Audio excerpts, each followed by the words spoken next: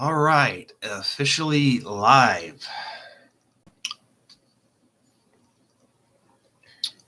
Thought I saw one person waiting.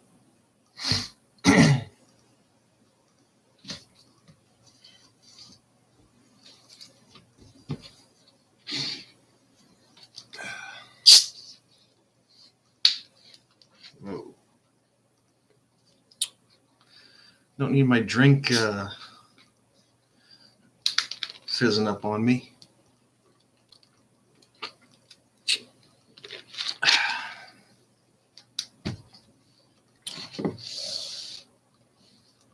How's it going, everyone? Who all ever's in here?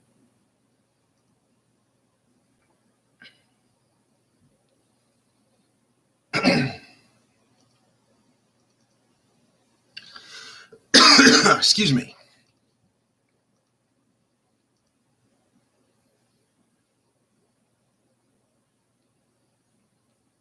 Sorry, guys. Just texting a buddy here real quick.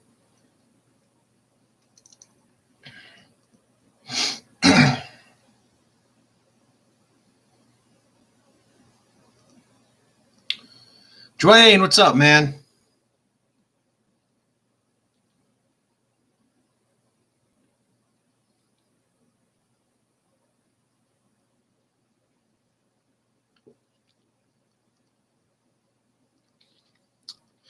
Brody, what's up, dude? It's been a long time since I've seen you.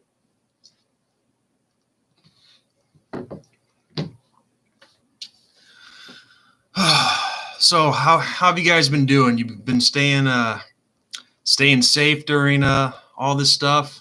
COVID-19, the rioting, the looting, the madness.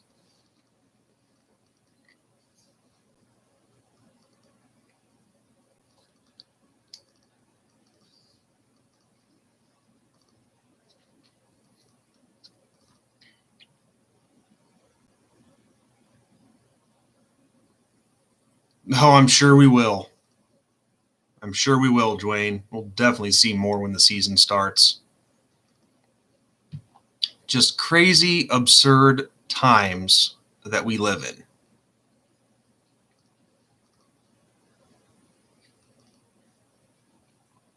in. Oh, and just to give you guys a heads up, my good buddy Shamrock Jerry, he might be popping in for a call. He usually calls me on Friday nights. But thing is, he does not know that I'm doing a live stream right now, unless he's watching, which I don't think he is. But that's who I was just texting there. Now, yes, Dwayne, he is a good dude. We believe it or not, like off camera, and I'm not really going to discuss this much on camera. There's some things that Jerry and I disagree on, which really isn't much, but man, I'd trust that guy with my life. He is an absolute blast to hang out with. I mean, if you guys saw the videos that I posted from my trip to Ireland, not just had a piece of hair hanging. Hate that. How embarrassing. But if you saw either video that I made from back in 2012 when I was over there, or when I was just over there in, through over New Year's, you guys know that. It's a lot of fun hanging out with him and being over there in general. All right, you know what? I'm going to try to, quote, provoke Jerry a little bit. Message him and see if he calls. Be pretty funny to get him to call and not know that he's in a live stream. Of course, when he would call, I would let him know.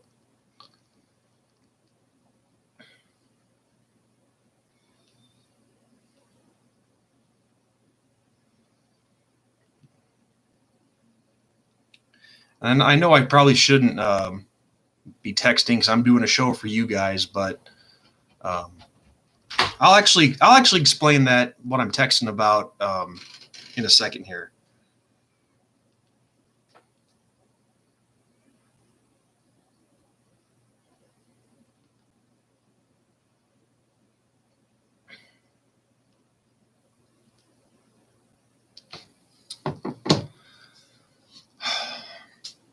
Yeah, Brody, that did suck. I was really was I really was looking forward to going over for that.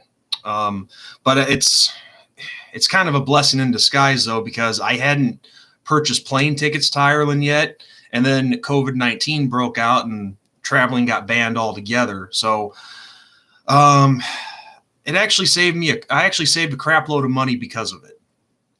But yeah, it does suck though. But at the same time, it is pretty cool that they will be playing the game in Annapolis, which surprisingly will be the first time that the Irish and the midshipmen have ever played there.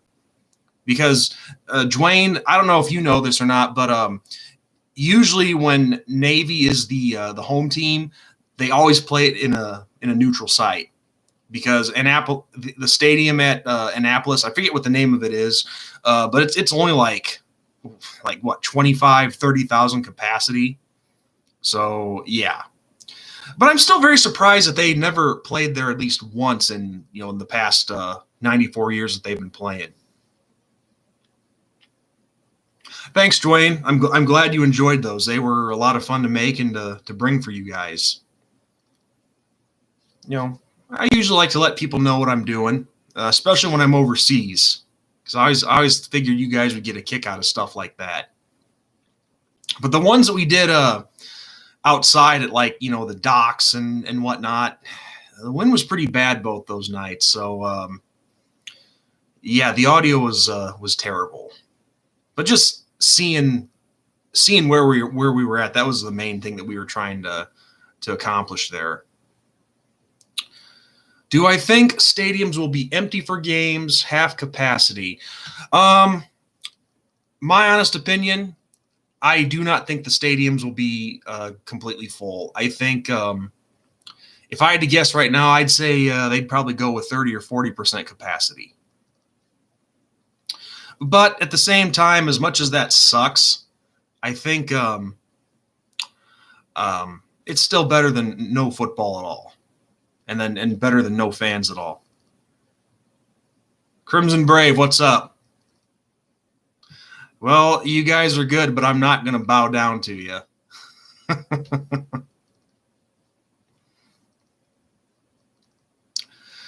Oh, but yeah, guys, I had alluded to it just a couple minutes ago, but yeah, this past week and a half has been completely crazy.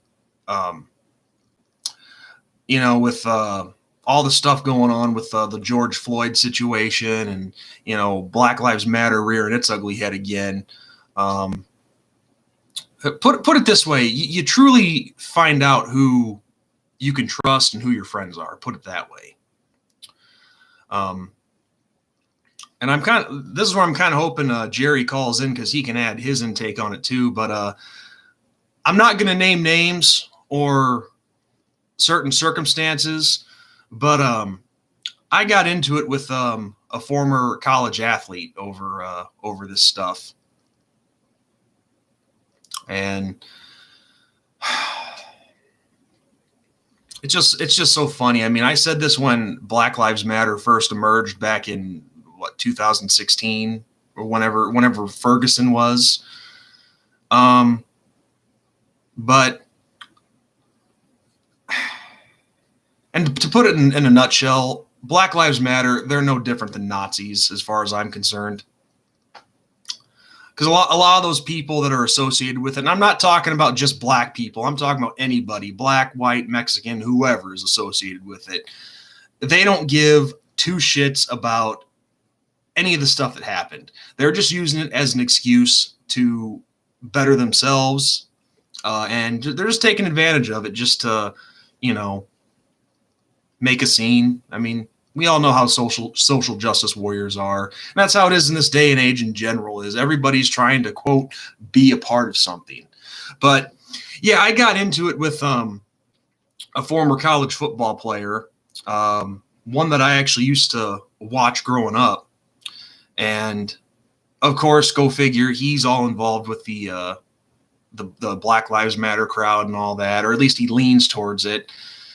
Became friends with him on Facebook, and constant posts of just anti-police, anti-police, and all the typical stuff that you guys have been seeing in the news. And the crazy thing is, I get one of his friends. She actually has a show that I was supposed to go on last week, but certain circumstances prevented me from doing so. And I'm not going to get into the specifics on that, but I wanted to go on there bad, but I couldn't. There was just too much at stake. But Jerry ended up going on this show, and it turned out exactly what I thought it would be. You know, oh, you have to understand us and the suffering that we felt and this and that. I'm like, basically it was in regards to slavery and all that. And I'm just thinking, get the hell over it. Get over it. None of us were around back then. None of us started it. Nobody here today is a slave. Well, I guess if you constantly follow the mainstream media propaganda, then you're a slave to propaganda. So I guess slavery exists in that form today.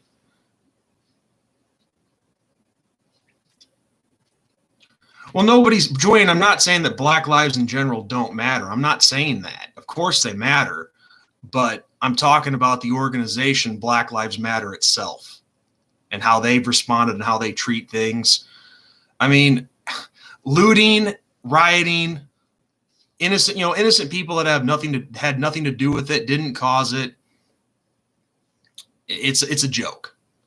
I mean, normally right now I'd be getting ready to watch Live PD, but of course, since everybody's kissing ass to this organization, they canceled Live PD. They canceled Cops as well. They're going after, what's that cartoon show called? Paw Patrol or something like that. I mean, it's a joke. It is an absolute joke. See, these people in the BLM crowd, they don't want equality. They're not fighting against police brutality. They want supremacy. And they want all the rest of us who don't agree with how they go about things, they want us to bow down and kiss their ass. And I told me and this player that I mentioned, we got into it, and I straight up told him, and I quote, "Hey, buddy, I'm not Drew Brees, okay? I'm not going to backtrack or, kiss your ass just to make a friend." But yes, of course, Black lives in general matter. They do. Police brutality is wrong. What happened to George Floyd was absolutely wrong. Everything that I'm talking about now is in regards to the aftermath of it and the pushing of the playing of the race card, and everybody in BLM basically wanting to play victim, because that's really what it's all about. But anyway, even though I wasn't on that show that I was talking about, I still watched it, and I got to give Jerry a lot of credit. He held his ground, man. Because it was him going up against this player, his friend, who were both Black, and then two guys who would be, in my opinion, I consider them like white guilt kind of guys. And one of the guys, no, it's not nobody's a victim of any system. I could claim the same thing about myself, that I'm a victim of a certain system. The bottom line is it all falls on every one of us, because we all have a conscience. We all have the choice to do whatever we want to do. Nobody's forcing you to be a racist. Nobody's forcing you to be a victim. That's not true.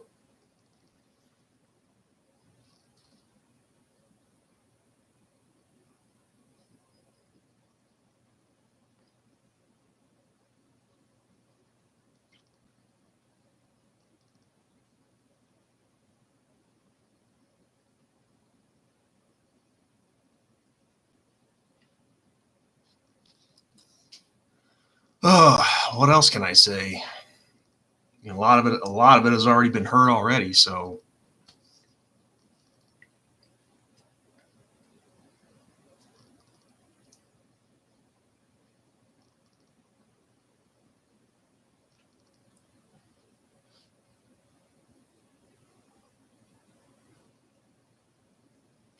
Oh, it's real. I just choose not to see it. No, it's not real.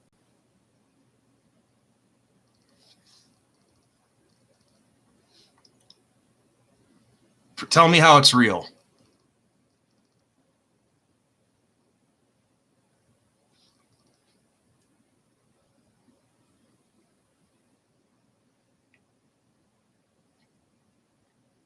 So, so anybody who is either black or any other race for that matter, um, they're automatically born into racism.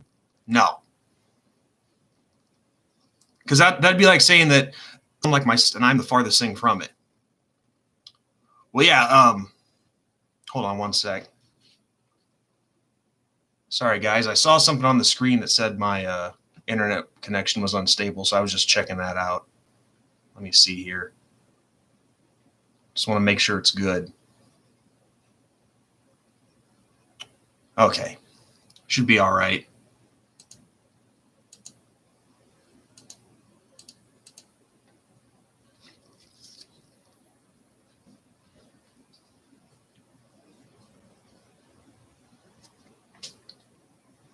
But anyway, getting back on topic.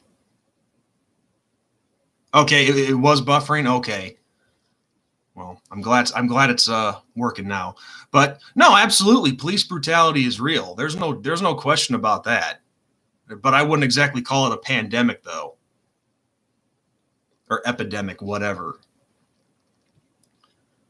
Because everybody in the Black Lives Matter crowd, they like to play the they like to play the racial injustice, the racial inequality stuff, the systematic racism as um, uh, yeah, however you say your name.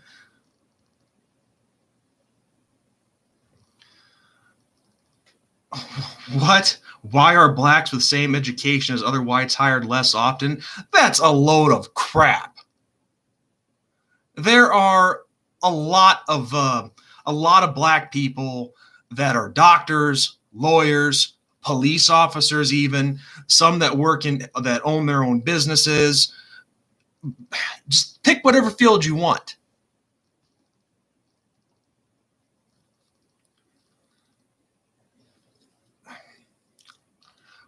I mean, let's look at the stats here.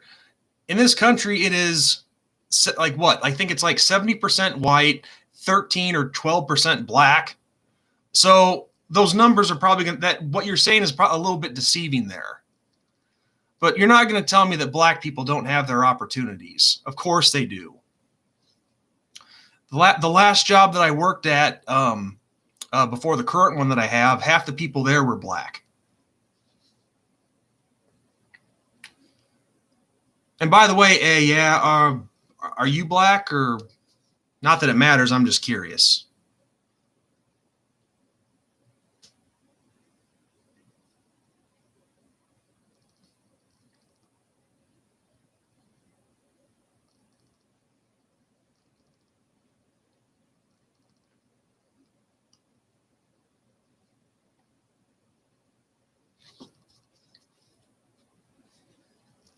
All I'm saying is, oh, you're Asian? Okay, that's cool. I mean, you could be completely lying to me, but I'll take your word for it. Believe it or not, I actually have two cousins who are Asian. My aunt and uncle adopted them from China.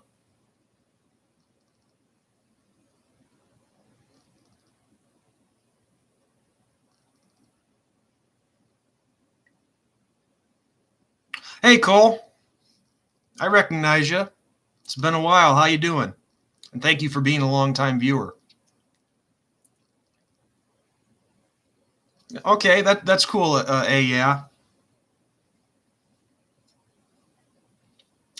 but please explain to me this systematic racism.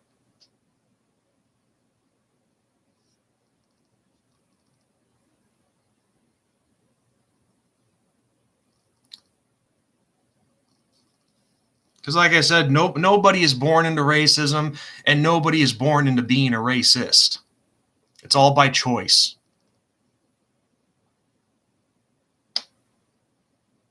I mean, nothing makes you live a part of, what you think might be a crappy system. I don't live by any system, like I started to say earlier. And I'm not racist either. Nothing has made me a racist, because I'm not, because it's wrong, because I actually have a conscience.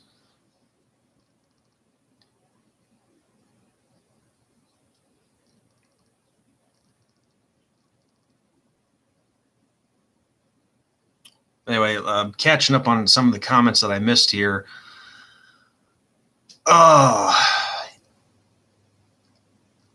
think Dwayne, I think he will get some serious. Well, I don't know.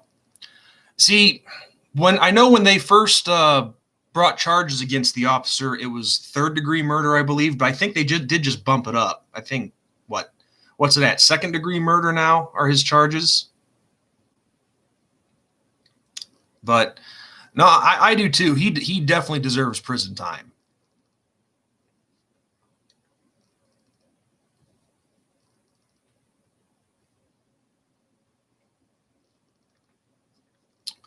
So yeah, so if it's second degree and he's convicted and they go for the full extent, minimum 15 years probably? That sound about right? I'm not a law expert, so I really couldn't tell you. I'm just straight up guessing.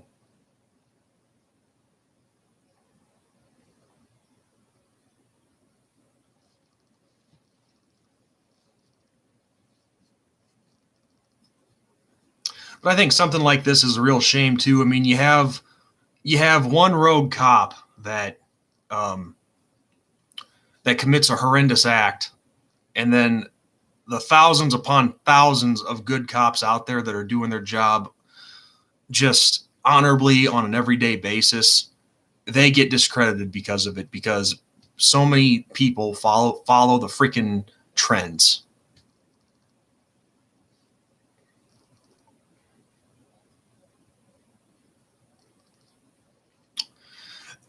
That's a good question. Yeah.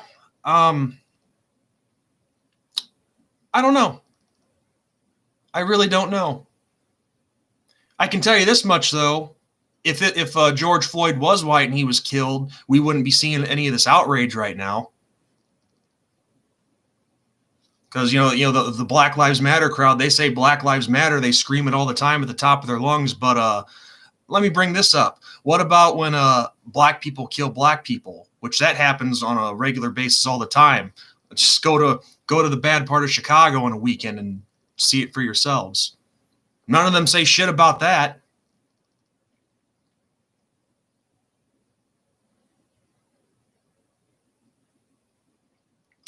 And I never said this was a one-time thing. I never said police brutality has only happened this time. Of course, it's happened plenty of times before. But at the same time, how come nobody acknowledges it when it happens to white people? And I'm not trying to make this a race war here. I'm really not. I'm trying to speak as, as balanced as I possibly can here. But I'm just addressing the current things happening right now that this group screams at the top of their lungs about. You know what I mean. Don't be a wise ass. Well, let me tell you something. The cops that are good and honorable greatly outweigh the bad ones. I know you understand it, Dwayne. I'm trying to talk to this other guy. Which, probably some troll, but who cares? Still a person. It's still whoever he is. It's still some person behind a phone or a keyboard, whatever. And I'm, it's a conversation with another person, so I respect that. But let me tell you something. You want to talk about the crap cops that are out there? Keep in mind, and this is something that I saw on a friend's video recently, and this makes perfect. No, I don't say that you're a troll just because you disagree. All I'm saying is I have people come on here and screw with me all the time. That's all. Anybody who's watched these streams in the past, they know what I'm talking about. But I just said it. You're still a person. I'm having a conversation with you. But at the same time, though, forgive me if I say that I've never seen you before. So that, does raise some red flags. I can't lie about that. You can't help but be a little nervous when you see some new people pop up and you wonder who they are, what their motives might be, that kind of thing. But no, I am not opposed to having a conversation with you at all, whether you agree or disagree.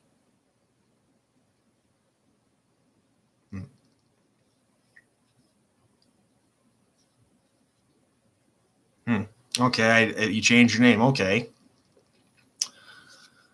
But what I was going to say before, I was watching a friend's video recently, and something that we all have to remember. I mean, we all see how the cops have been betrayed in the media when stuff like this happens, whenever it has happened. Yes, it's been more than once. I never said it was only a one-time thing. But cops are just people too. And honestly, I think this is a very true statement. These cops were the way they were, these corrupt ones, they were that way before they joined the police force. So you got to keep stuff like that in mind too. There's scum in every profession, not just the police force. There's scumbags that work as firemen. There's scumbags that are in the military. There's scumbags that are doctors, lawyers, CEOs of major companies. I mean, take your pick.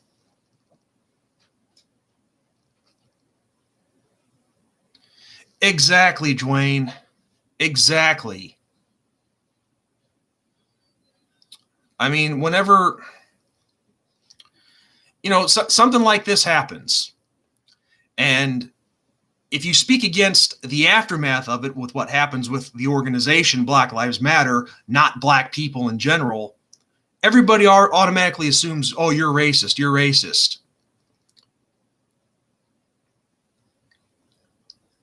So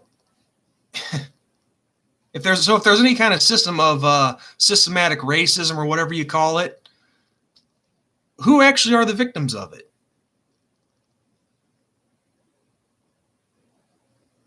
Oh yeah, there's a lot of good black people out there. I mean, believe it or not, I have black people that are in my family. I have, just one, I should say. I have a little, soon to be 10-year-old second cousin who's black, and he's not technically a part of the family, but my aunt is dating a black man.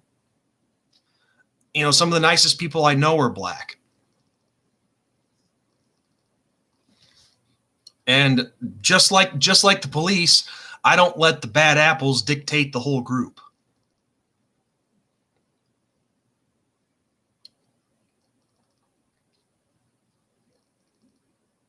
It's funny. Also, I want to share with you guys this former athlete that I got into it with last week.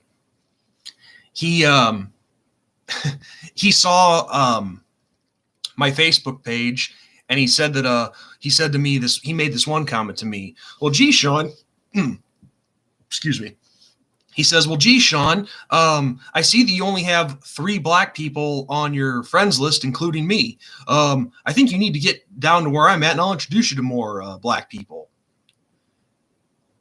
And first off, I'm thinking this, because he also was basically saying that I can't have an opinion on this because I don't have like 100 black friends, which is pretty much what he's getting at. You have to have such and such amount of black friends to have an opinion on this. But he doesn't look outside the lines either. I do have more than just 3 black friends. Well, this guy's not a friend anymore, but a lot of the black people that I know, or of other races in general, not all of them use social media. So of course you're not going to see them on my friends list. And you know what? More power to them. The ones that don't have social media, I'm telling you guys right now, if it wasn't for me doing this YouTube channel, the other show with my friend Ben, I wouldn't even have social media myself. Well, let's not forget being able to talk to Jerry for free, because Facebook does have Messenger, which is free. You weren't here from the beginning, but I'm not going to give his name out. One, to save him the embarrassment, and two, that's not my MO. I'm not about going that route, because I don't think this guy is a bad dude. I just think he unfortunately is very misled and has fallen victim to beat Black Lives Matter and the propaganda of the mainstream media.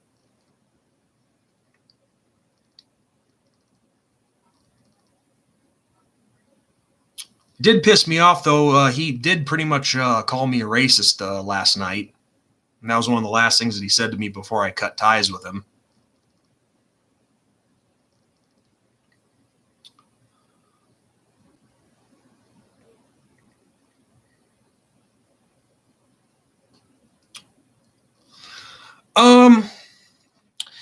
Primarily a college guy. That's where he had a lot of his notoriety. I think he saw a couple of years in. This is a football player. He saw a couple of years in the NFL, but I don't think anything really significant.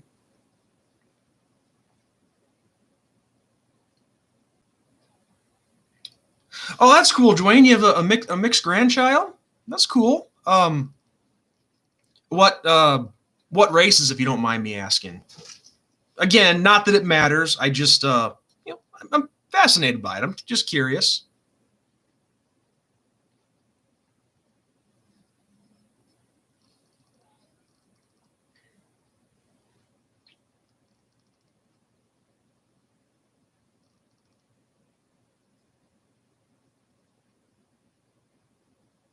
Oh, okay. That's what my little second cousin is. He's a black father, white mother.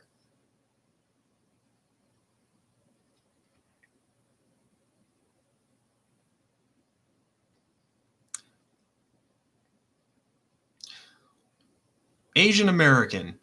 No, you're not Asian. You're America, buddy. Welcome.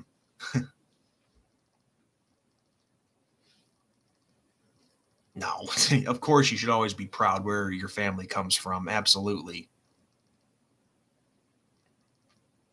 Myself personally, as you guys know, I'm of Irish heritage, but I just call myself American. I don't really call myself Irish American. Just because, my family's from there, but I've never lived there. But I'm very proud of my Irish heritage. Just as, you should be proud of yours, and Dwayne, the same as your grandchild should be.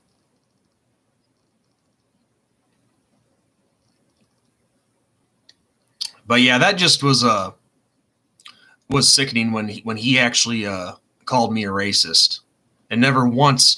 And the funny thing is, the only ones who showed any hate in the entire conversation that I had with him were mainly him and his friends.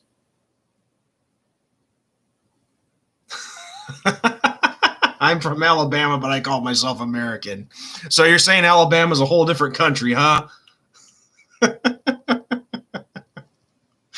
But like I was saying, yeah, no, it was only hold on one sec, guys.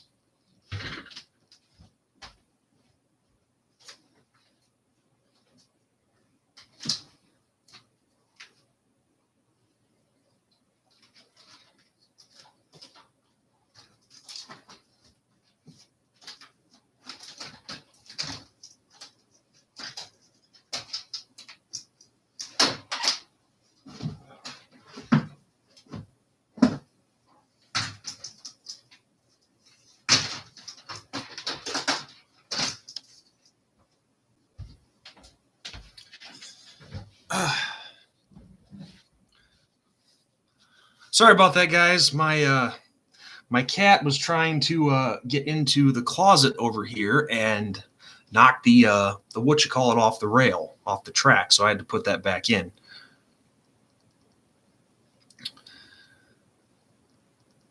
Do I think white people should be able to say the N-word? Honestly, I don't think anybody should say the N-word because it's disgusting. Not even black people should be using it. It's horrible.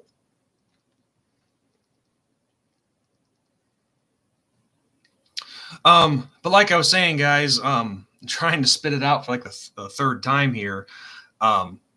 He in more or less words called me a racist last night, and the whole time that I was interacting with him, the only one that was showing any kind of hate or aggression were his freaking friends. Him and his freaking friends. Not really so much him himself, but he had one friend who you could tell was straight up black supremacist. You know, your typical motor mouth diva. She actually told me that I could kiss her black ass and that I should stick a shotgun up my ass. So in more or less words, commit suicide. It's like, don't try me. Don't try me.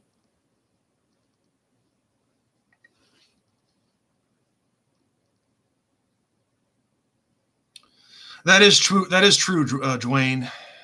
They do. They do use that word more than whites or any other races, for that matter. It's just a disgusting word. I mean, I'm not going to say, being completely honest with you guys, I'm not going to say that I've never said the word. I have, like when I'm telling a joke, but there's no hate in my heart for black people or anybody of any color.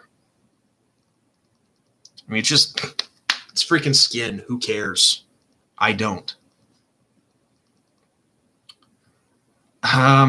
Yeah, look in the background. I'll say that. I'm just going to say that much, and I'll end it at that. Look, because the last thing I need is this guy coming, possibly seeing this and saying, "Oh, well, look, Sean's, tarnishing my name, this and that."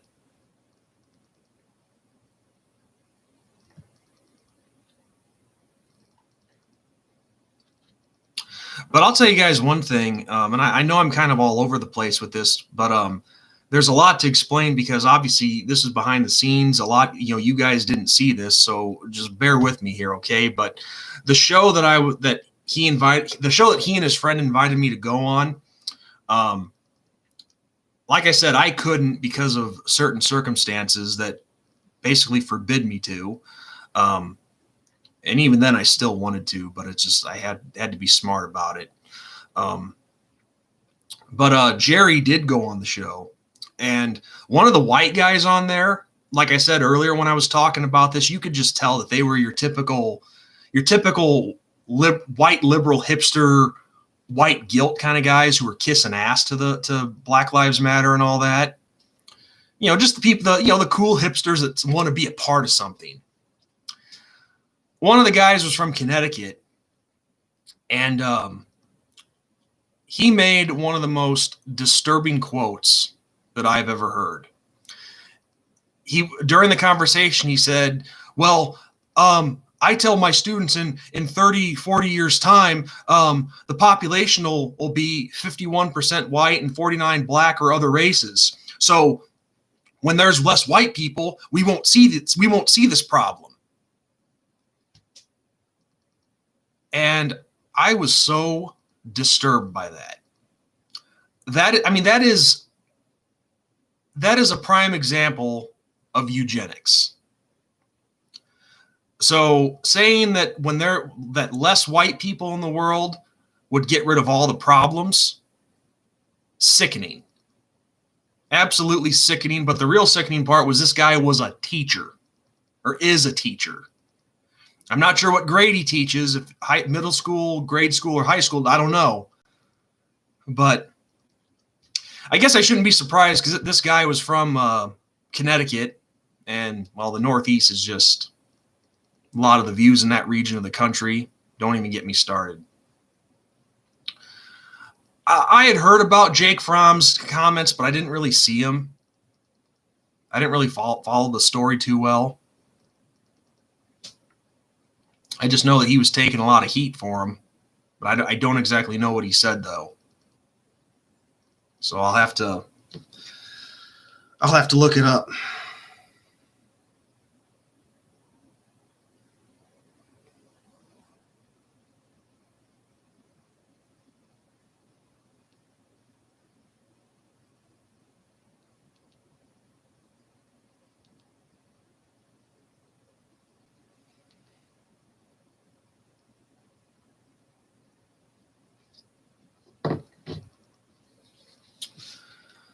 Oh, but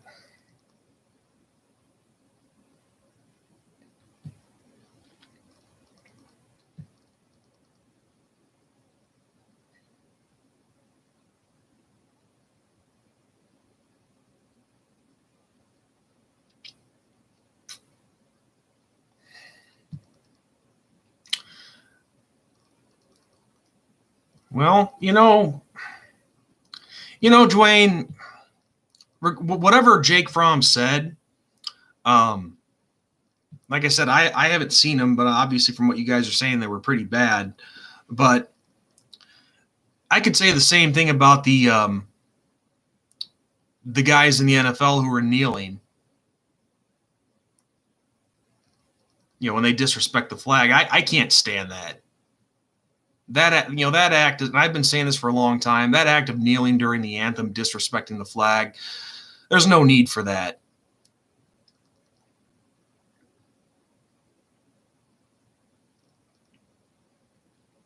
Well, that part's pretty screwed up.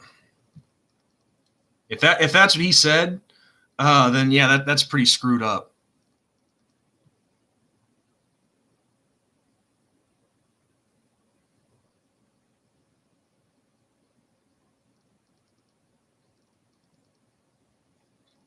Drew, yeah, Crimson Brave, you mentioned Drew Brees. What a freaking coward.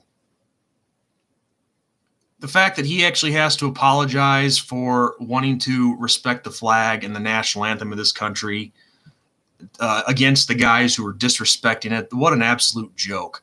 And and anyone in the Black Lives Matter, they can say, "Oh, that's not why we're kneeling for the anthem, blah blah blah," and all the crap that I've heard. No, it's disrespect. You can get your message across without doing that. Just like you can get your message across without freaking rioting and looting too. And you know what? I'm gonna say this. I'll probably get a lot of heat for saying this, but I don't really care. You guys know that by now. I'm not afraid to call out bullshit when I see it. But all these professional athletes, like Colin Kaepernick and any other NFL player or NBA player, whatever sport, women's soccer, and even the celebrities out in Hollywood, do you think they really give two shits about any of this? And that's a rhetorical question. The answer is no. They don't. I'm telling you right now, when Colin Kaepernick first started all this, I guarantee you, the only reason he did it was because he got benched because he was starting to suck it up, and just the timing was perfect. Because I think that's when I can't remember which one it was. I'm not sure if it was Ferguson where he started kneeling, but one of them, whichever one that started to kneel or made him want to kneel. The timing was perfect, wasn't it? He's all pissed off because he got benched, and so he uses that situation to his advantage to stir shit up. And he knew it would piss off people. But the bottom line is, these celebrities and athletes don't give a shit about the regular people.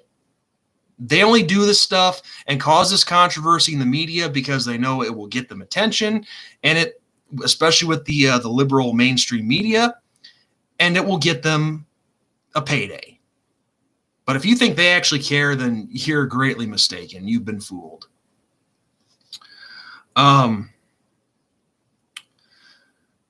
Well, they never. When I watch a game on TV, they usually don't show the national anthem being played. Now the Super Bowl, I do.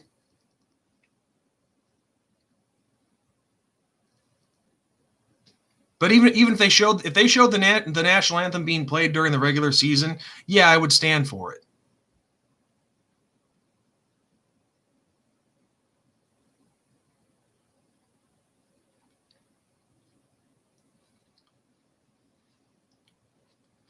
Well, Crimson, I think he made the point crystal clear, and he understood it perfectly. He doesn't like the anthem or the kneeling during the anthem and the disrespect to the flag. He thinks he is saying that it's disrespectful, and it is disrespectful. And he had nothing to be sorry for. Of course, we know the only reason he apologized was because he got a lot of backlash. Wouldn't surprise me if he got death threats.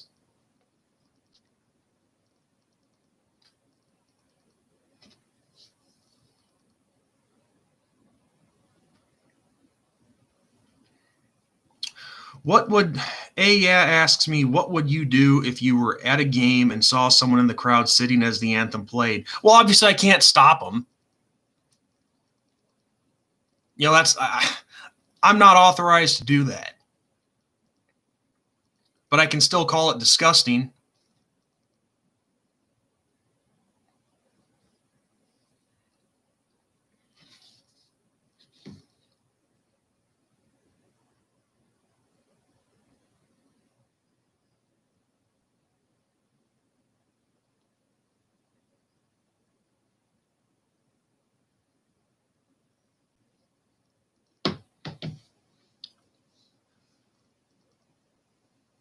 Would I speak on it? Well, that's what I'm doing now. Or do you mean what I tell that person? Do I think the Irish have a chance against Clemson? Yes, I do.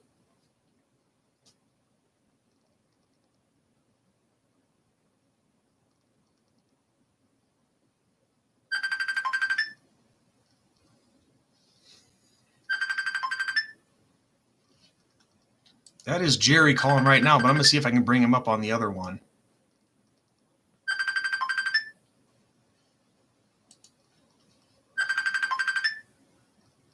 Hang on, guys.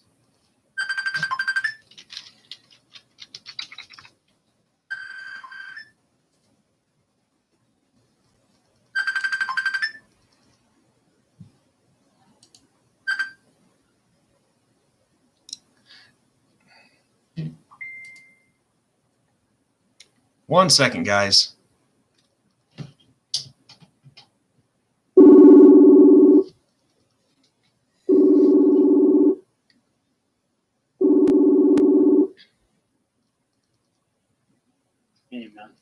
Hey, Jerry, just telling you straight up from the start, I am actually in the middle of a live stream right now. So I'm talking to other people on Facebook or on YouTube right now. Oh, okay. So say hi to everyone. Oh, hi from Dublin, Ireland here. Hi from Dublin, Ireland, and I hope you're all well. And I hope things are good in your life at the moment, you know? Can you guys hear him all right?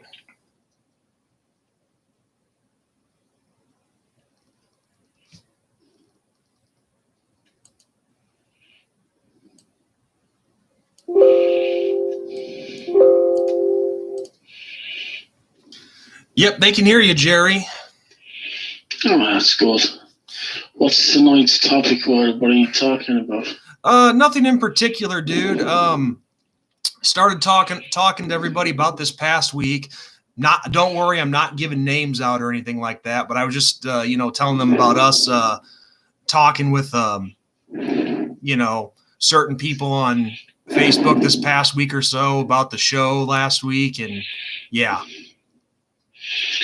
Oh yeah, we were able to just sit down and talk to a few people who were, I would say, of the leftist persuasion politically.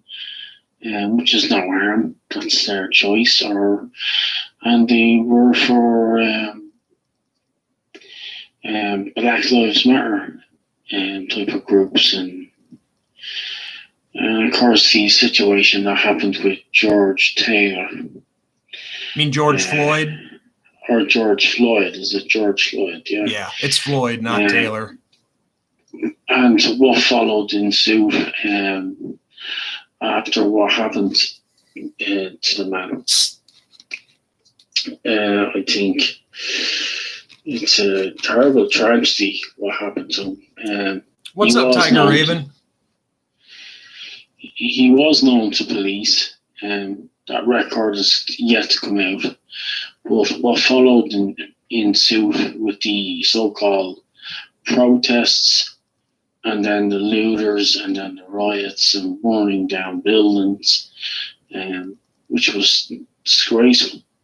The police were basically outnumbered, but the army was sent in basically to Home Guard was basically sent in to break these people up and stop them from looting. Everybody's for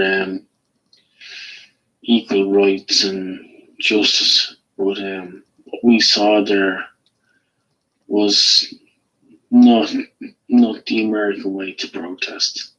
And that's pretty much what I've been saying so far in the stream on this topic. Is it's everything that's been going on right now has been disgraceful.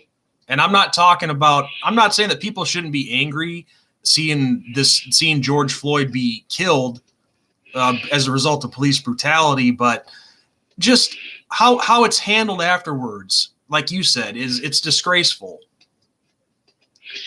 Yeah, it is disgraceful, and what basically Black Lives Matter has turned into is a protest group of Let's Kill White, and the American people, which the majority are 73% white nation, will not stand for something like that if their lives and the family lives are put at risk to a group that's basically threatening to kill Americans. Period. That cannot happen. They won't tolerate it. So I do hope, George Floyd's people do get justice to what that police officer did. But before anything like that happened, there's been countless murders and shootings by black on black crime, and I mentioned that earlier, and gangs throughout America, but no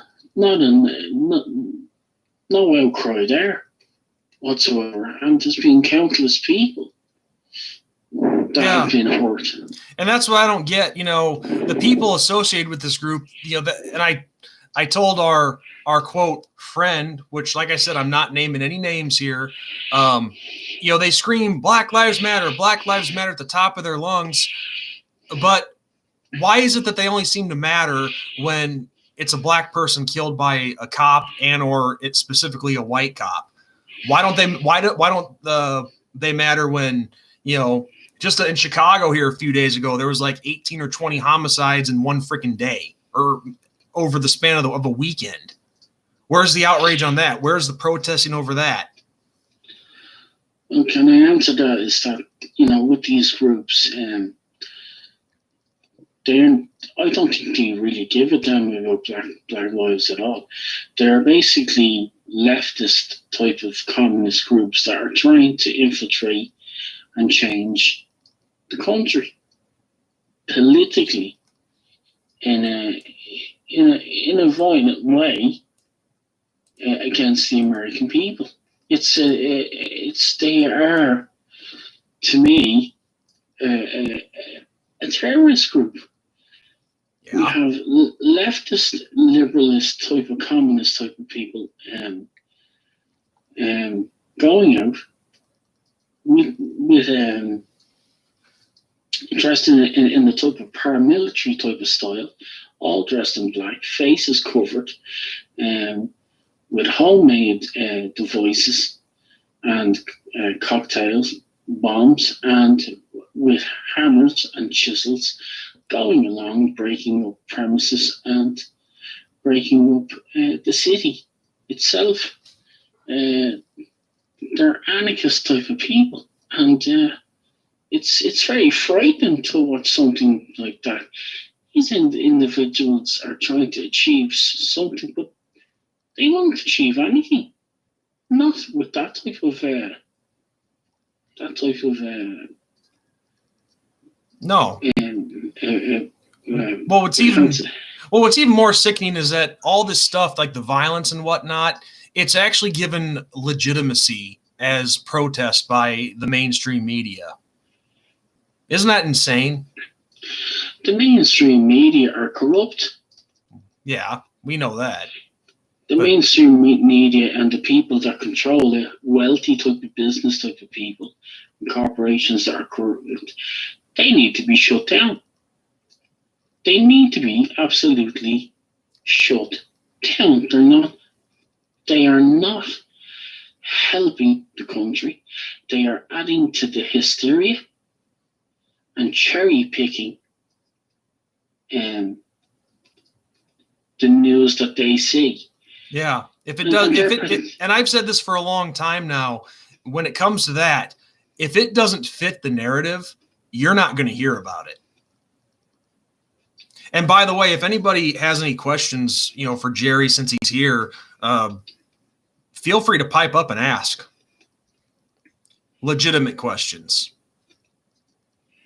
Anyway, go ahead, dude. I didn't mean to interrupt you. I just wanted to add in a point there. No, there's no problem with that. Like we have seen across Europe and across the world these so-called Black Lives protests, but they are going on a false narrative, and they are going to fade away like a fart, because they're not really backing any type of true change in a legitimate way. They're basically forcing their way in the door and kicking and screaming, and they're just going to get thrown out of the building. One thing that one of my viewers on here, Dwayne Roll Tide Roll, he wants me to point out that the peaceful protesters and the rioters are two completely different things, which he is right on that. There are people that have been peacefully protesting. Well, I'm going to say to the actual that's very hard to distinguish whether they are a peaceful protester or not, because in amongst the protesters are these people that are out for trouble, and we have seen no evidence. We have seen no Black community leaders whatsoever coming out and condemning the protest and condemning the looters. So I find the two of them connected, totally connected. Yeah, I think so too. It can be hard to differentiate sometimes, for sure. And also, Jerry, this is a question that you'll really like. And by the way, hi Bob, nice to see you here. Bob Walker wants me to ask you, Jerry, what was it like in Belfast during the battles with Great Britain? Which you and I were actually just talking about this the other night. The battles in Belfast against the British Army were probably one of the most frightening times in Ireland. And urban street guerrilla warfare is horrific, absolutely horrific. It's a constant fear by day and by night, because it's basically a war zone, and it's a guerrilla war zone, and people have to go about their business and have to try and live their lives in amongst what is a war zone. I can't imagine what it's like having to be a citizen and live through that and live in that chaos. Oh, it's a terrible situation. You've bombs going off every day. You've shootings every day. You've house searches by the army and the police. And then you have to put up with the conflict of both sides, loyalist and Republican, shooting and killing each other. And it's something I would never like to see happen in America. And, you know, maybe this is what this Antifa crowd is trying to do. It's trying to push America down that road. You know? Yeah. Like in Belfast, there's up to 163 walls over 50 feet to 100 feet high, dividing communities, separating them. And that's a horrific way to see a beautiful city like Belfast in that way. Now, there's been 20 years of a peace process, and the Irish Republican Army have basically stepped down its military operations, and the British Army have pulled out. They've taken down all their towers and military barracks across the province of the north of Ireland, and the loyalists have basically done the same. So, through peaceful moderation, Ireland will come united, and in a debatable way, a good way, and that's the way we see it. But the British created this system and used Ireland as this type of colonialism long before they went out into the New World and used it in America, used it all around the world. And you must understand that the British had an empire covering 2/3 of the, or even I think it was 2/3 of the globe. Oh, they were everywhere. No question about that. You know, so like when I think about Black Lives Matter and so forth, Africans were taken to America and had 400 years of oppression, but the Irish had 900 years of imperialist oppression. So the Irish had it worse. Now, we're sort of at peace and we're trying to move forward in our country and we've opened up our doors. But it seems to me the situation in America, and some black people are free.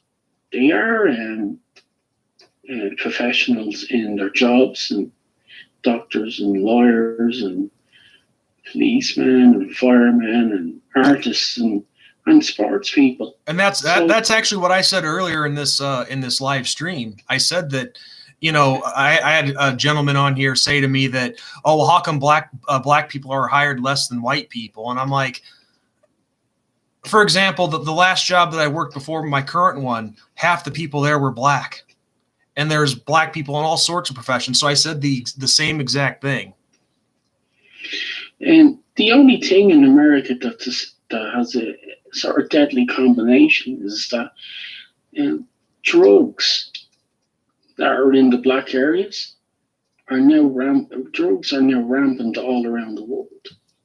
And the thing about America is you have the right to bear arms, and that's in case the country is ever invaded or the government becomes a tyrannical government, that you have a right to defend your 20 minutes.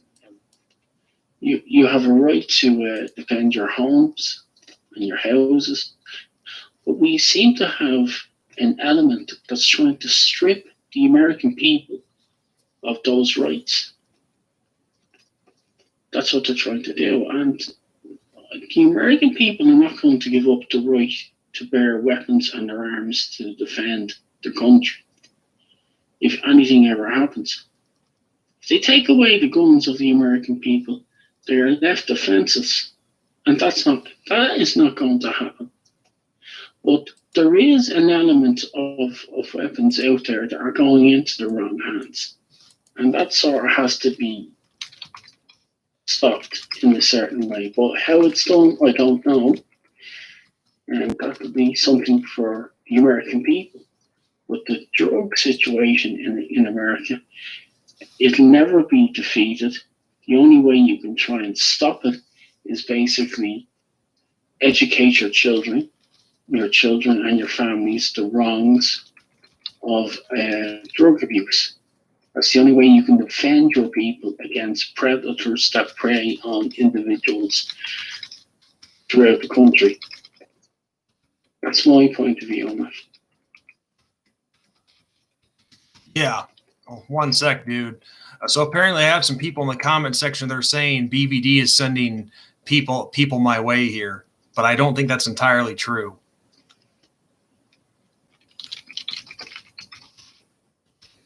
So. Were you talking there about Big Fall Daddy?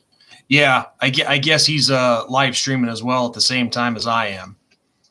Oh, I see. And we had a couple people here saying that he is telling people to come over here. Well, it looks like it was a joke, but whatever, doesn't matter. Welcome all newbies who showed up. Jerry is stealing the show here. And now, Jerry, I know that when you called, you didn't know that I was live streaming. You were probably expecting a private message. I hope this is okay for you. No, it's okay. It's good to speak to people, and if they listen, and they can learn, and maybe some of my point of views might make some type of a difference in their lives. Well, there was another question that Bob wanted to know, and you and I have talked about this many times as well. With Scotland voting for independence a few years ago, has that caused any difference to Ireland or the British Isle in general, Jerry? Sorry, a bit off the subject matter. Hi, Sean. Yes, I can answer that question. Basically, the Scottish people who are connected to the United Kingdom and with Northern Ireland, both of those places have voted to stay within the European Union. And it has led to the English to basically ignoring the will of the people within those places. So they are calling on second referendum for Scotland for independence, and in Ireland they're calling for a poll for reunification of all Ireland. And if that happens, if it does happen and the people vote in that certain way in that category, you could see the breakup of the United Kingdom, and you could see an independent Republic of Scotland and an independent All Ireland. And you were, something interesting, Jerry. You were telling me that if Ireland does become its own nation again, did you say that you think they would have to change the national anthem from a soldier song to something else? Well, we have in the east corner part of Ireland, within the 6 counties, we have a unionist, loyalist population. And if there's to be in United Ireland, I would say the flag would remain the same, but a new national anthem would probably have to be brought forward, probably using the same tune and air, but the lyrics being changed to something else. But we do have an element in the country now, and we do have different nationalities in the country, and this is where the leftist liberals are coming in, and they're basically wanting to, if you're going to include people, you're going to have to include everyone. So, with will the Irish people want a new national anthem? Well, what we usually do, we take it to we have a referendum, which is democracy. And if people vote for a new national anthem to change it, they'll either say yes or they'll either say no. If they say yes, they'll create a new good national anthem with an Irish flair to it. The flag, I think the flag will stay in place at the moment, but an Irish flag will always have a shamrock on it or a heart, and it'll always have a green background, no matter what. That will be the most preferable of an Irish flag. Always has been. Yeah, I mean, I can understand changing the anthem because, you know, you're essentially combining two countries and whatnot, but you couldn't change that flag. You couldn't change the tricolor. Northern Ireland is not a country. Well, you know what I mean, a different territory. No, it's not even a different territory. It's a province. Whatever. Well, it's not whatever. Northern Ireland was set up by the British as a false state. And within that false state, you had a majority of Unionists, but you also had a massive minority of Irish natives. You know, if the Irish natives wanted to pull out of that state, as in like not participate in it, the whole state would have collapsed. It would have been non-economical and it wouldn't have been able to work. And that's why it hasn't been able to work for the last nearly since its foundation, because the Unionist majority were abusive and used misrule and treated the Irish natives within the state as second-class citizens. I got to interrupt you here for a second, Jerry. So I'm going back and forth between the comment section here on my live stream and Big Ball Daddies. And by the way, BVD, I saw you show up. Nice to see you, dude.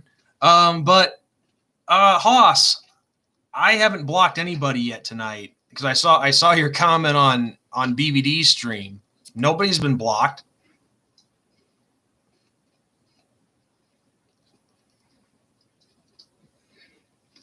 No, I mean, not even this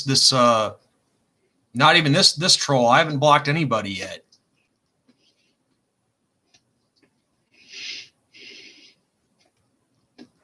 But yeah, BVD, if you didn't send anybody, then I apologize, man. But I just saw a little, for lack of a better term, explosion of viewers show up, and people were telling me that you sent people over here. So, but anyway, I didn't mean to cut you off, Jerry. Please continue.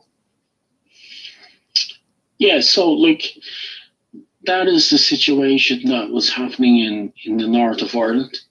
If you were Irish and you weren't entitled to a good job, you had no vote whatsoever, and there was a type of gerrymandering. In America, you call it redlining, and that was being used against the nationalist population in the north of Ireland. Now, at the moment where it stands, the nationalist population is no longer a minority. They are now becoming the majority. So the British know that it's only a matter of time that United Ireland is coming. But they cannot be allowed to pull out of Ireland and leave a mess, like the way the British pulled out of every other country and left a mess. But always kept their finger in the pie, economically wise. So they have a responsibility. They won't be allowed to pull out of here and leave a mess, and then a civil war pursues or anything like that. We can't allow having it because there's lives at stake. So, but things I think things are working out peacefully, you know. They are very. There's been peace in Ireland the last 20 years. So, well, yeah, anytime you can avoid bloodshed it's a good thing. Oh yes, most definitely. And the last thing you want in this world at the moment now is any type of war, because the wars that we grew up, that our grandparents grew up in, the First World War, Second World War, they were conventional wars. But today's wars are much more devastating and quicker and faster. The technology is much more devastating. Oh, and by the way, Jerry, I think we're in trouble here because Detective Tutuola from Law and Order Special Victims Unit to say. Just some guy using the show Law and Order SVU. Say that again, because you broke up there. Oh, have you ever seen the show? Hold on. It says my connection is unstable. Yeah, we're probably getting listened to. Okay, am I can you guys hear me all right? I probably buffered there a little bit because my it said my internet connection was kind of unbalanced. But anyway, Jerry, have you ever seen the show Law and Order Special Victims Unit? I think so, yes. Well, do you know the rapper Ice-T? He plays a character on that show called that's named Odafin Tutuola, and this guy showed up with with a profile using that guy's name and picture. So I think we're in trouble. He wants to. Apparently we need to go down to the police station and handle this.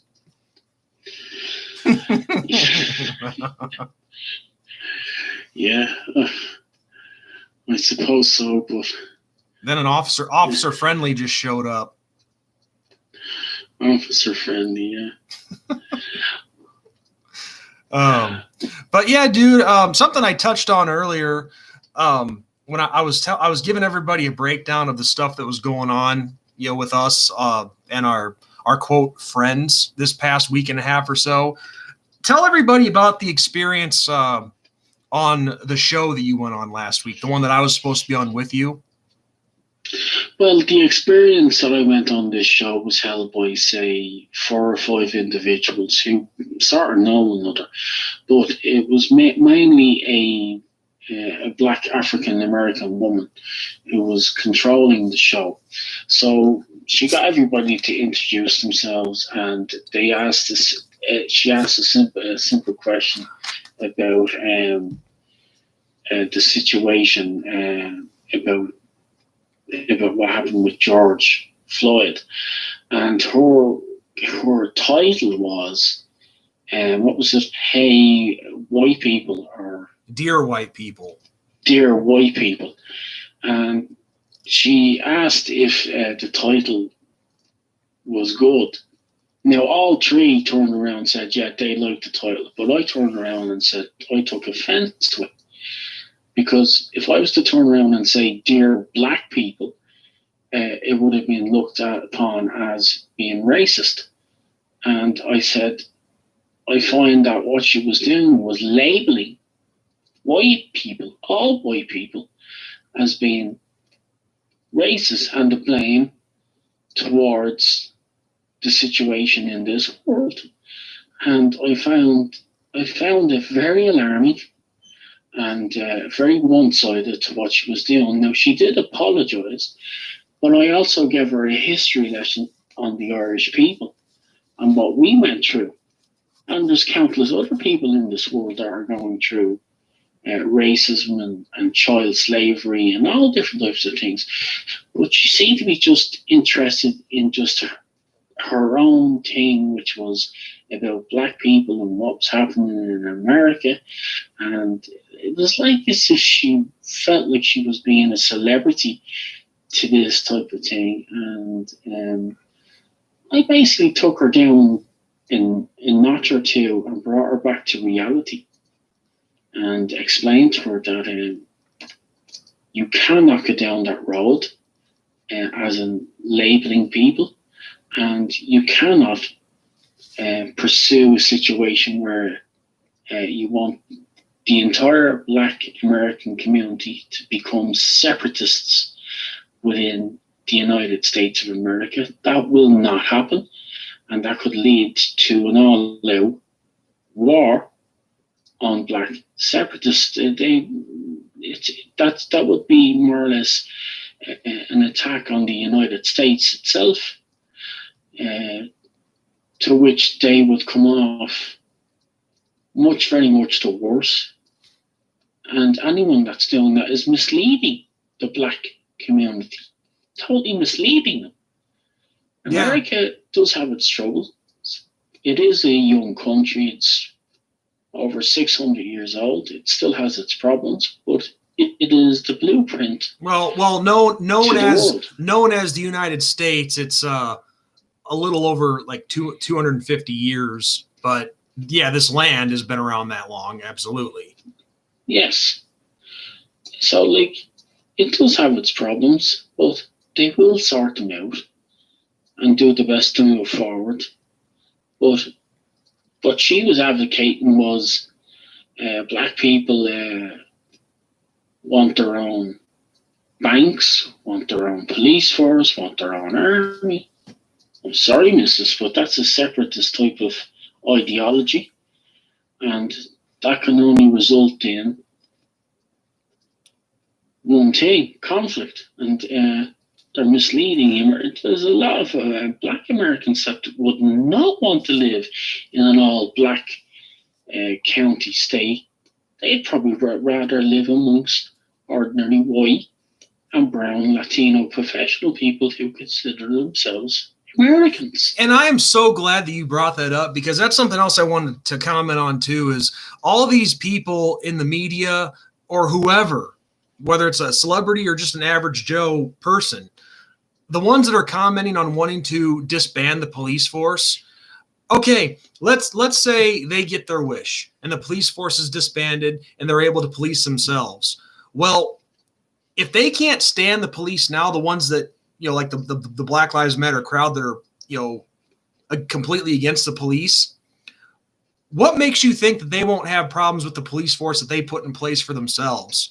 I mean, if they think the police force right now is so corrupt, what do they think is going to happen when they put with whatever they want to put in place?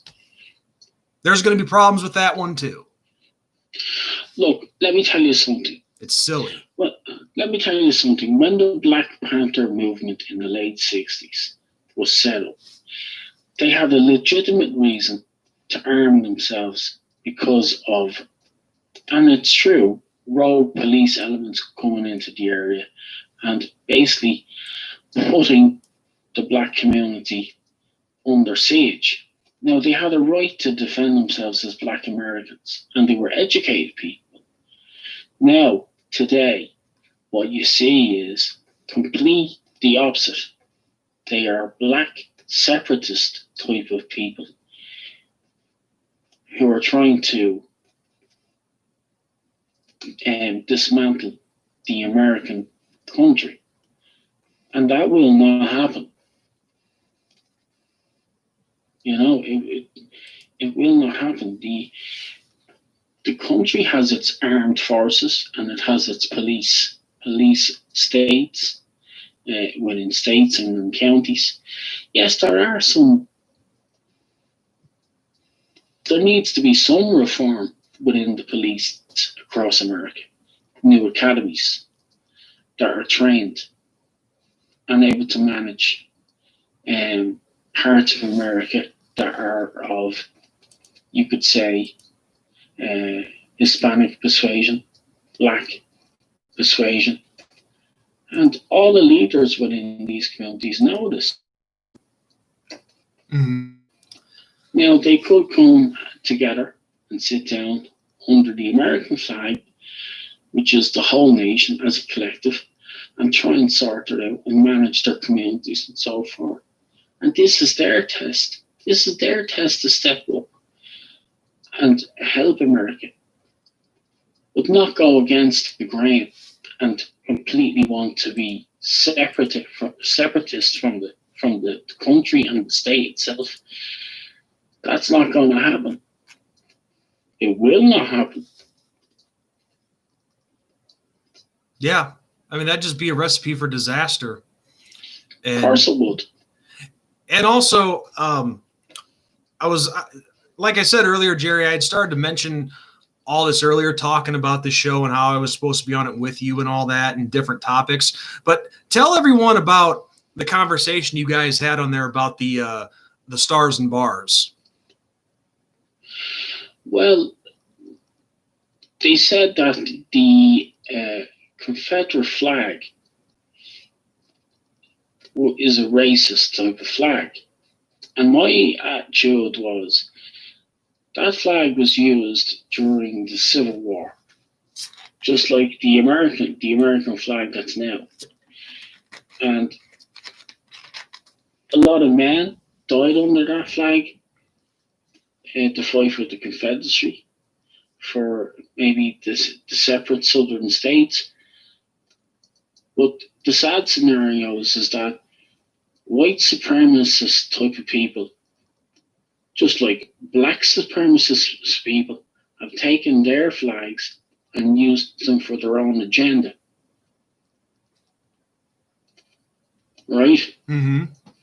And I also said that white supremacists have taken Celtic symbols, like the Celtic cross, and used them as a racist for their own racist agenda, which is absolutely wrong. It belongs to the Irish and Scottish cultures and European Celtic cultures. It should not be used that way. The Celtic cross is for Celtic paganism and Christianity, the ideology of two faiths coming together, ancient ideologies. Yeah, and the disturbing part, I think, of that, not necessarily that particular conversation in the show, but the fact that the guy who was speaking against it so much is a teacher. Yeah, but I also explained to him, I said, look, you cannot erase all symbols and statues and monuments that depict the past, what was happened. They have to be left there, or they have to be. In Ireland, we have statues of ex-colonial British people that were in Ireland here that we don't like, but they are there as symbols to remind us of what our past was. If you start pulling down and erasing everything of the past, you're in serious trouble. Now, I don't mind some certain things being put into a museum, or other, statues. But what we're seeing in America is terrible. We're seeing statues of Abraham Lincoln and statues of people who fought against slavery being defaced and pulled down. That's absolutely outrageous and should stop. Yeah. And the crazy part is, it seems like none of these people do their history. They don't do their research. Otherwise, they would know all that. They would realize that they're pulling down a statue or whatever of somebody who was about true good. Yes.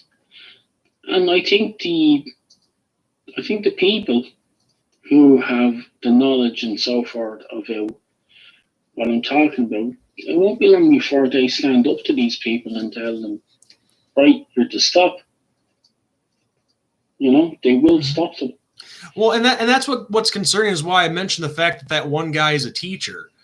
I mean, you have people like this that are teaching the kids of this country, and this way of thinking is going to continue from generation to generation as long as people like that guy are teaching our kids. Yes, they are misleading the people. Indoctrination. They are indoctrination. They're not. They are misleading the people, and they are misleading the youth because they don't know the history themselves. They have been arrogant to go and find out the true history, and they think they have this thing against Donald Trump, but they never seem to do do anything for or protest against Hillary or the Clintons, or they never attacked the Bushes or any other president beforehand. Well, I mean, long after President Trump is gone, they still won't be satisfied.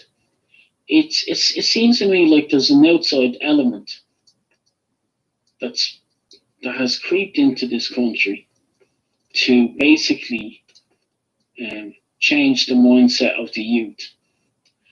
And that needs to be identified, and that needs to be taken out of this country. And those who push that agenda in this country, they need to be identified, and they need to be basically stopped in the best way that can be. Yeah, and those people I think are the most dangerous kind of people, because what better way than to push your radical extremist agenda than indoctrinating the youth? Catch them young, and you'll have this repeated pattern. I agree, Dwayne. Yeah. It is heritage. Everything that you were talking about with the statues, it is heritage. But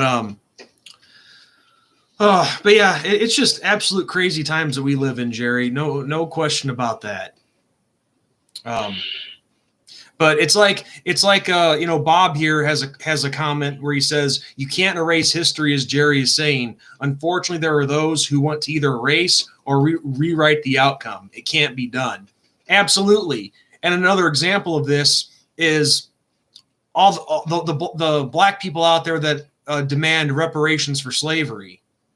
Well, okay, let's say they get the reparations. What's that going to do?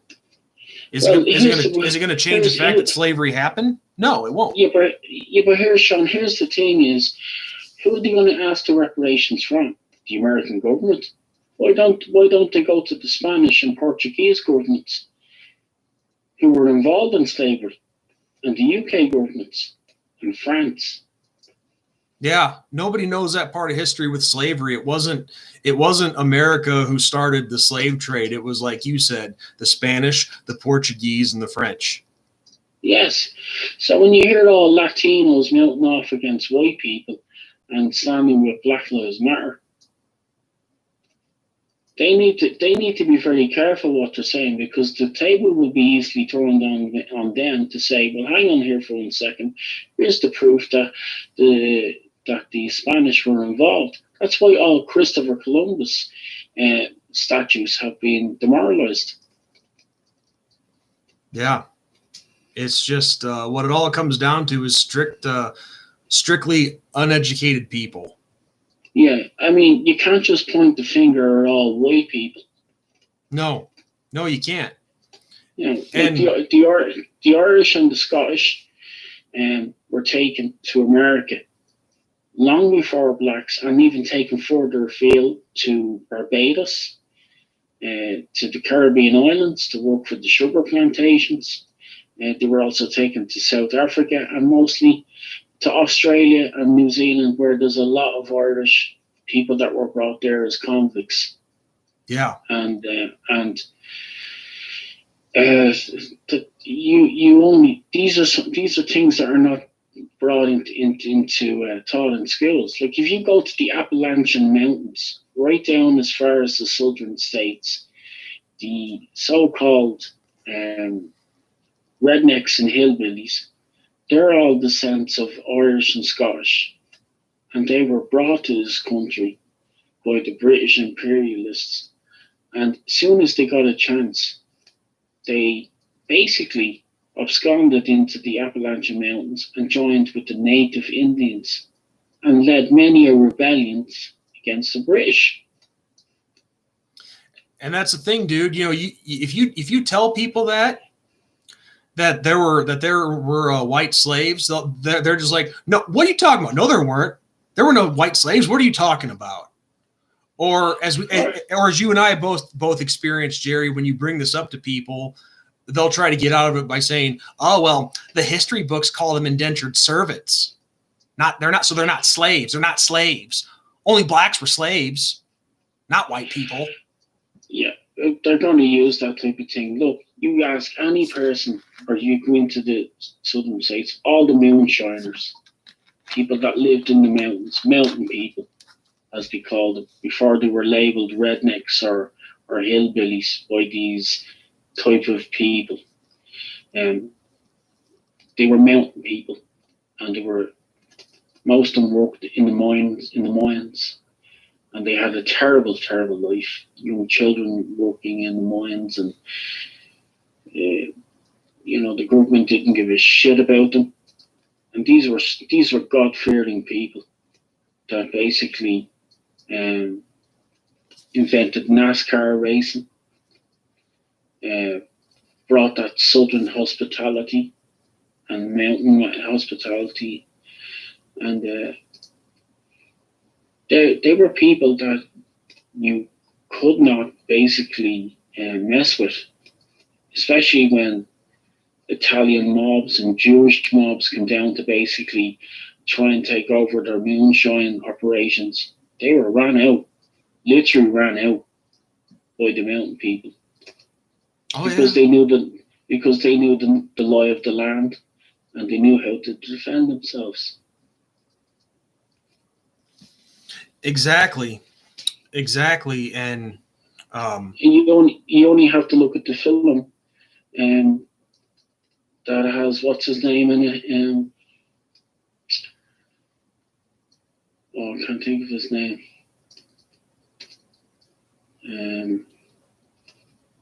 He's a fine actor.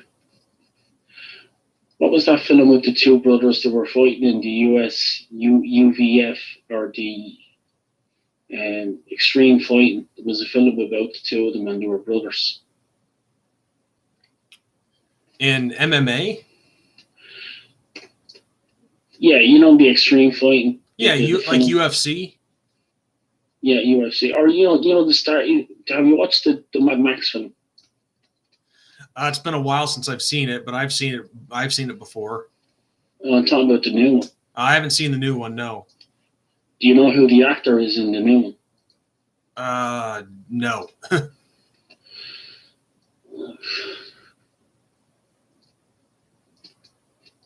Well, the actor in the new one, he plays the part of a so-called Appalachian moonshiner.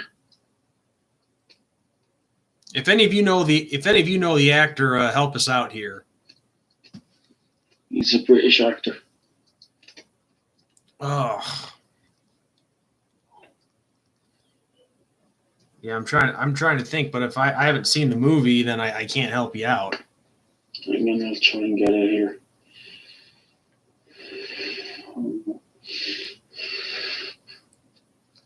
Yeah, but no, dude, it's just absolute crazy times we're living in. It's complete lunacy.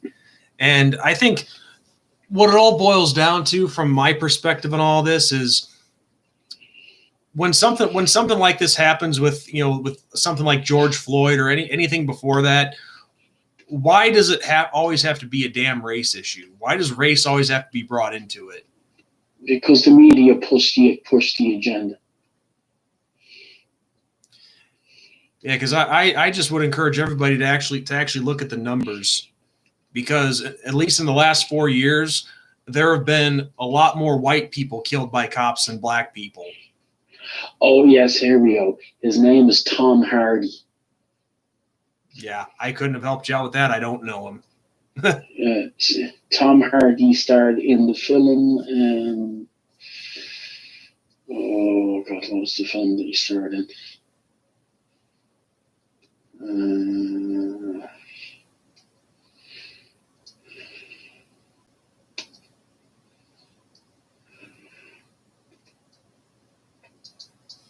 can't think of it at the moment.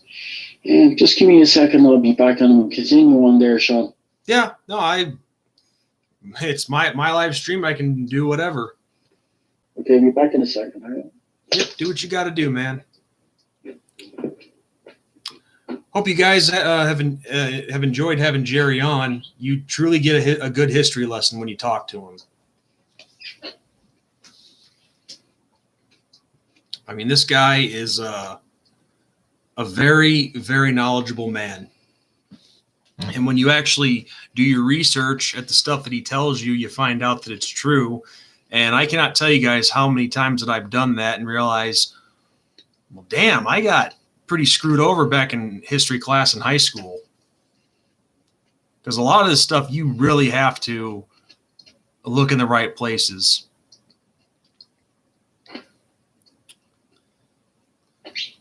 But yeah, guys, that's a fact what I just said. I mean, you can go Google this, no problem. But if the cops are so racist and have a racist agenda and whatnot, then there wouldn't be more white people shot and killed by police officers than black. I mean, the numbers don't lie. And it's not only black people who get harassed by cops or any of that stuff. Everybody. I've had my own experience where I felt that I was harassed. But I don't hate the police force because of one bad experience. But also another interesting fact, if you want to specifically talk about unarmed people who've been shot and killed by blacks, last year in 2019 alone, 9 black people who were unarmed were shot and killed by police. You know how many white unarmed people were shot and killed by police? Almost double that, 19. And again, I'm not starting a race war here. I'm just stating facts because, you know, this is what the Black Lives Matter crowd likes to scream, and they don't know half of what the hell they're talking about. Yeah, because believe in me, the American departments have a census for crime in America, so they know exactly what percentages and what non-percentages are there. So what happens there? They do every 2 years and every year in certain counties and states. You know, so they know exactly what statistics are there. Anyway, the name of this film was called Lawless, starring Tom Hardy, and it's about the Appalachian moonshiners who stood up against the Chicago Italian and Jewish mobs coming down to try and control the moonshine trade and during Prohibition. Oh, so this would be like the Al Capone days then. Yes, they were basically trying to muscle in on and try and control the Appalachian people, which they made a big mistake. Yeah, I mean that's just common sense. When you go to screw with people on their own land, and that land is, you know, land that you have no idea how the landscape is or how it moves or goes, you're going to be screwed. And same thing, Bob. Shot and killed, whatever way you take your pick. You see, what I can't understand is, what as an outsider sees, is that when black people are pulled over by the police, they don't seem to comply. They seem to complain and moan and bitch, which leads the police officer to get nervous, and they basically are on the defense. And in their first line of career, they're told, if you feel that you're suspicious against something or something's going down, they're going to use force, because at the end of the day, if you're a police officer, you don't know who you're going to meet or what you're going to do, and the first thing you want to do is be able to defend yourself and go home alive to your family. Yeah, and how many times? I mean, you know, how many times have we seen on a show, or did we see on a show, since they're both canceled now? Did we see on live PD or cops when they tell them take your hands out of your pocket? These people they pull over. Well, how are they supposed? And these people will think it's no big deal. Well, how are those cops supposed to know if you have anything in your pocket or not, or something on you, a weapon, whatever? But yeah, it's just. I mean, a lot of this stuff would be avoided too if people would just use common sense. And better yet, how about regardless? Again, I'm not saying that what happened to George Floyd was right. I've never said that. I'm not even going to say that. But I just think that if you wanted to avoid this problem in general, don't do anything to bring the cops to you. So in other words, quote Jim Carrey from Liar Liar, stop breaking the law, asshole. Yeah, the thing is that like in 100 years' time, you mightn't have a human cop approach your car. You might have a robot. That's And possible. to me, I wouldn't like that type of element stopping me. Some machine stopping me and telling me where you're going and what are you doing. I prefer a human. At least a human is able to interact with a human and have feelings and senses. Yeah. And love and compassion. A robot But certainly wouldn't have a conscience or not at all. A machine won't. So I think blacks are basically or any type of criminal to bitch and moan about the police and the cops. They don't know what's coming down the line in the future. So like people need to start like be challenging these things to the government. Because we certainly don't want to live in an Orwellian state or an Orwellian world, and where our rights are being taken away from us. Yeah. And I don't think the American people will allow that to happen. And I should hope the people of this world will never allow such a thing to happen. If you've seen the movie Terminator, then you don't want that happening. No. You most definitely do not want that happening. Jerry, something I wanted to point out real quick. One of my viewers on here, Bob Walker, he was telling me in a comment that he left on another video the other night that he had he had been a police officer for several years. And he just told me now, guess how much fun it was to pull over a vehicle with grossly tinted windows at 2:00 in the morning with no backup. Oh, that was tons of fun. First off, I'd like to tell him thank you for your service. Yes, Bob. Thank you so much. Thank you, Bob, for your service and for your training. Because I do have relations that are in the police force. One was tragically killed. He was a New Jersey state trooper. And no, it's not fun. In Ireland here, to have tinted windows is against the law, and the police will pull you over and will take the vehicle off you. Oh, yeah. I mean, you can, of course, here you can have tinted windows, but you can only have them tinted to a certain degree. Yeah. But that would scare the hell out of me, too. Yeah.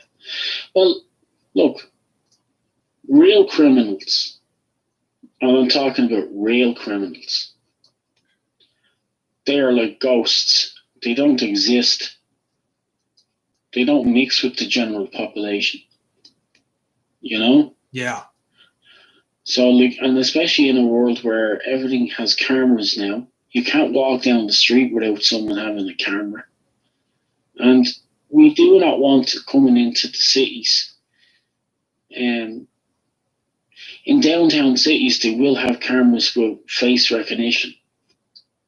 And that's another thing people have to look into.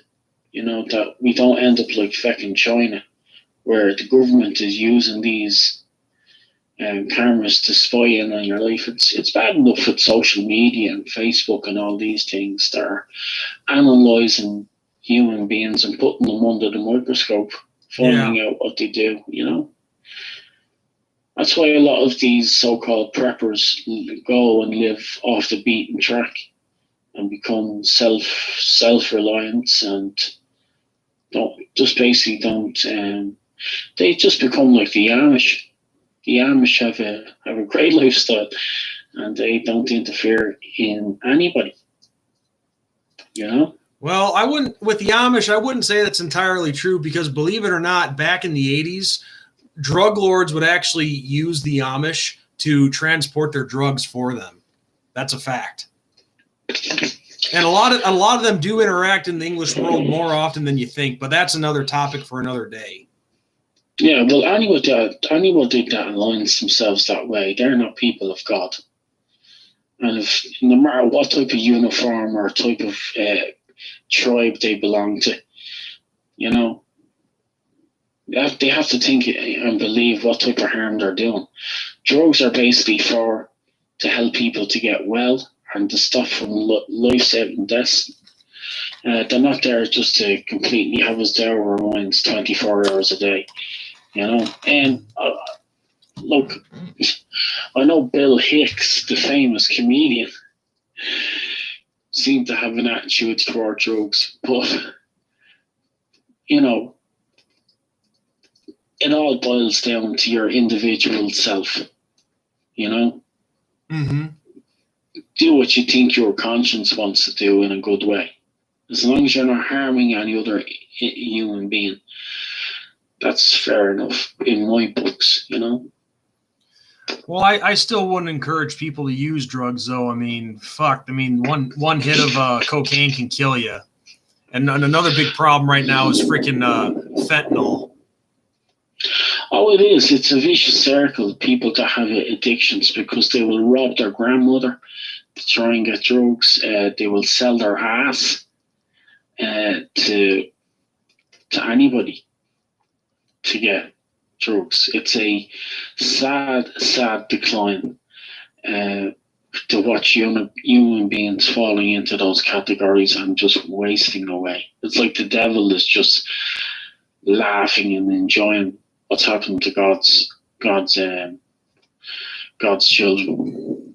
Yeah, I know it really is sad. I mean, you know, everything. You know, don't get me wrong. This society has always been screwed up. There's no, I'm not denying that. You know, because we all like to think it's always been all super peaceful, this and that. No, it's always been screwed up. But at this point in time, this has got to be probably the worst I've ever seen it. Well, look, I still have my faith in humanity and I still have my faith in people. I'll never give up on that, you know?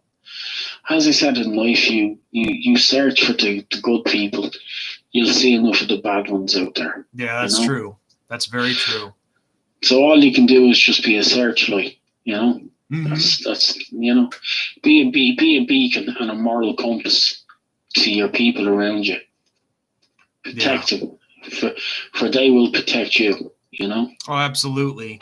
I mean, there, you know, it's definitely, and I said this earlier, it's, you know, times like this, you know, when you have a controversial situation happen, and you see all the chaos going on, and when you talk with people like what you and I experienced this past week and a half with the people that we've encountered, you really find out who your friends are, your true friends really are, and which people are playing you. Well, the whole thing is like everything else. You keep your friends close and families close, but you keep your enemies closer.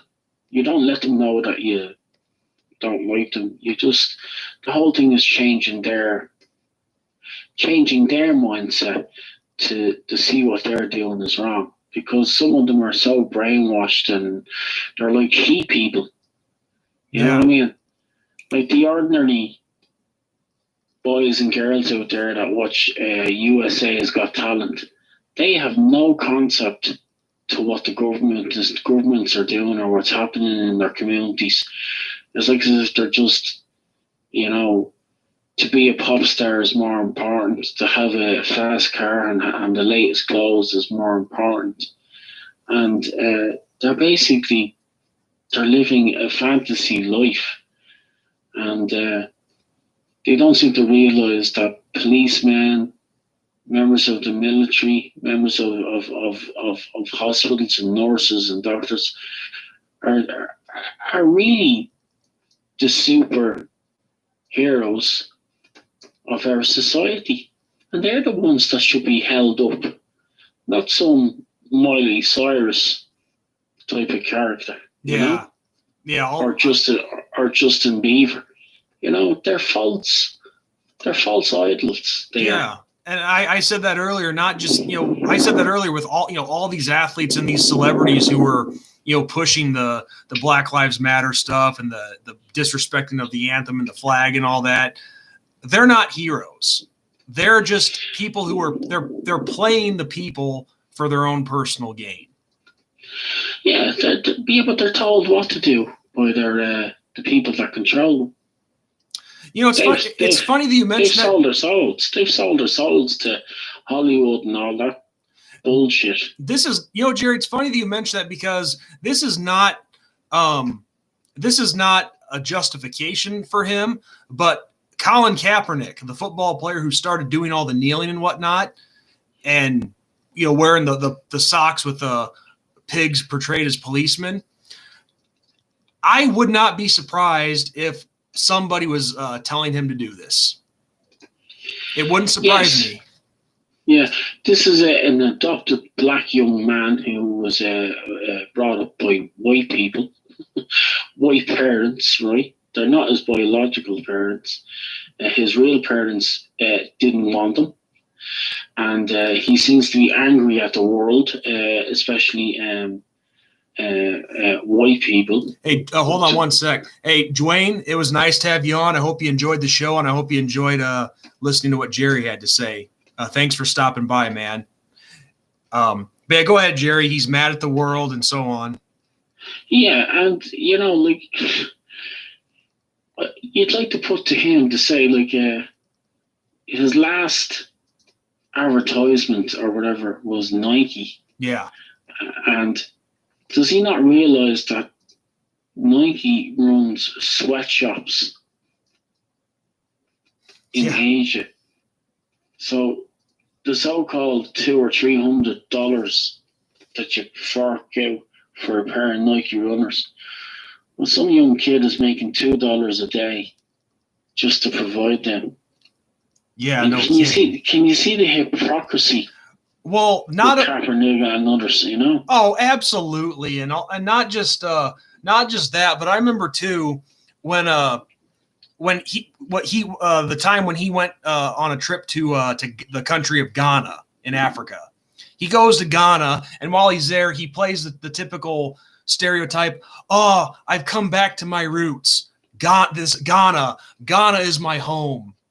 Well, what he doesn't realize is Ghana. And he probably didn't do his research, but Ghana, that country has one of the worst police brutality rates in the world, which is what I thought he was supposed to be fighting against. Listen, he was told by his agent, "We're going there. We're going to shoot a video of you with the native local people. You'll do this and you'll do that, and you keep your mouth shut." Oh yeah, probably. And I think another one that's definitely been, and I could talk about a bunch of athletes and celebrities, but just since he's the one who started all this, I wouldn't. By the way, Jerry, Fred Benson on the comment section says, "All lives matter. ND Sean 45 and Irish Jerry in 2024." So I think he thinks we should run for president and vice president, which you wouldn't be eligible to, unfortunately. Yeah. But I was going to finish saying with Kaepernick, it wouldn't surprise me. I know this for a fact. His fiance is also getting in his ear too. She's her professional name is Neba, and she's a DJ out in, I think, Los Angeles. I think I could be wrong, but there we go. She's also California, but she's also of Muslim. She's also a Muslim too. Listen, let me tell you something. Muslims eat, drink, and fuck just like as Christians do, or any other denomination. Don't get pulled in by that ideology. It's we all believe in God. We all believe in the higher power. And anyone that tries to, you see, that's another form of labeling people and using themselves. Look at me, I'm a Muslim, this and that, don't oppress me. The Muslims oppressed more Africans over the thousands of years than anything else. You only have to look at the east coast of Africa. They're all on the northern part of Africa. It's all Muslims up there. Yeah. Whereas the western part of Africa is more or less Christian type of based, and when the ministries went into that part of Africa.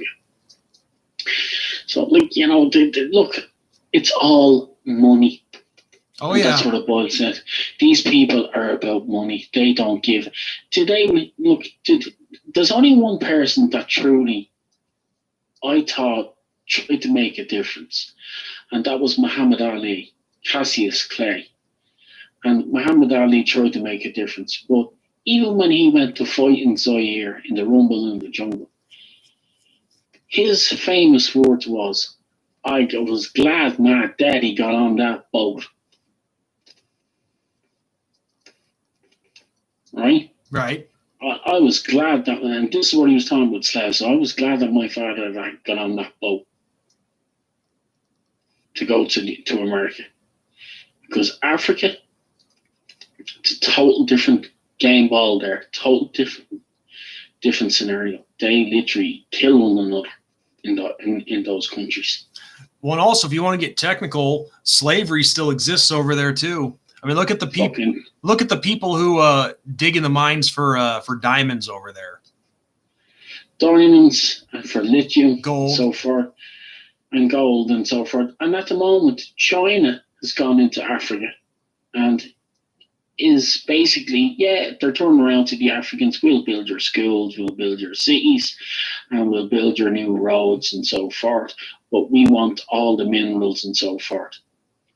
And America is watching what the Chinese are doing in there, and they're going to stop the Chinese because they will supply weapons to elements within Africa in different states and countries to stop the Chinese from exploiting Africa. Yeah. So it's just a repeating cycle of craziness. Yeah, exactly. You know? Yeah. But yeah, dude, I mean, the bottom line is all these everything with the Black Lives Matter the Black Lives Matter group movement, whatever the hell you want to call it, it's all bullshit.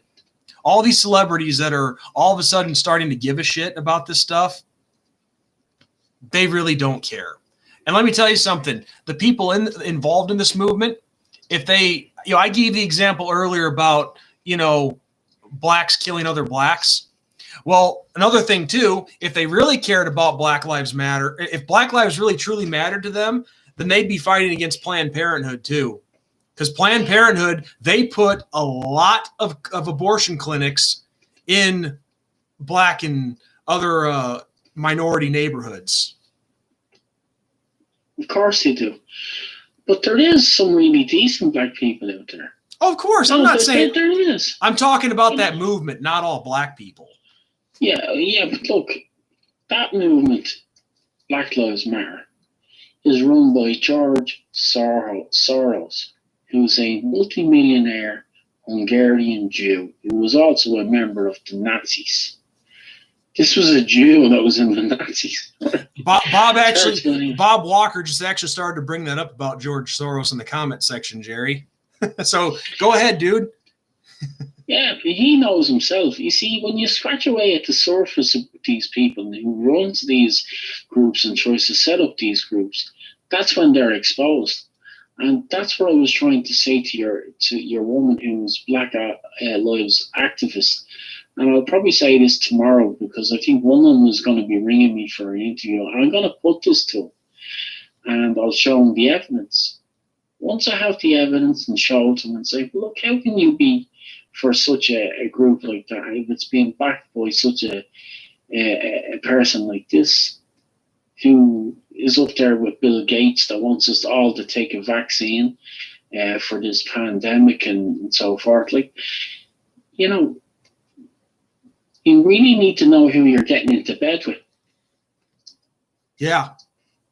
Yeah, and I think with Bill Gates and that vaccine, didn't he say there was like a microchip in it or something like that? Yeah, well, see, that's what they want to do. They want to put us under the microscope. I don't want to sound like Alex Jones now or some conspiracy theorist period, but the truth is this is where we're heading.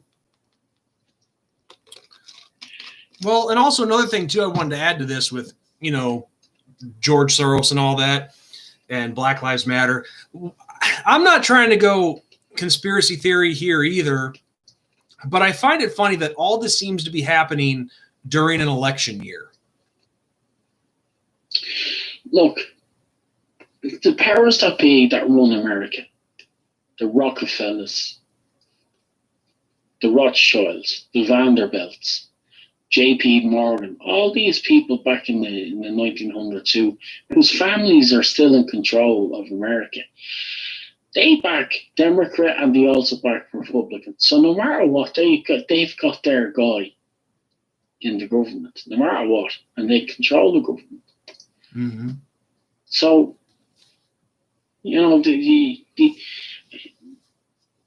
the gold standard was taken out of the American currency.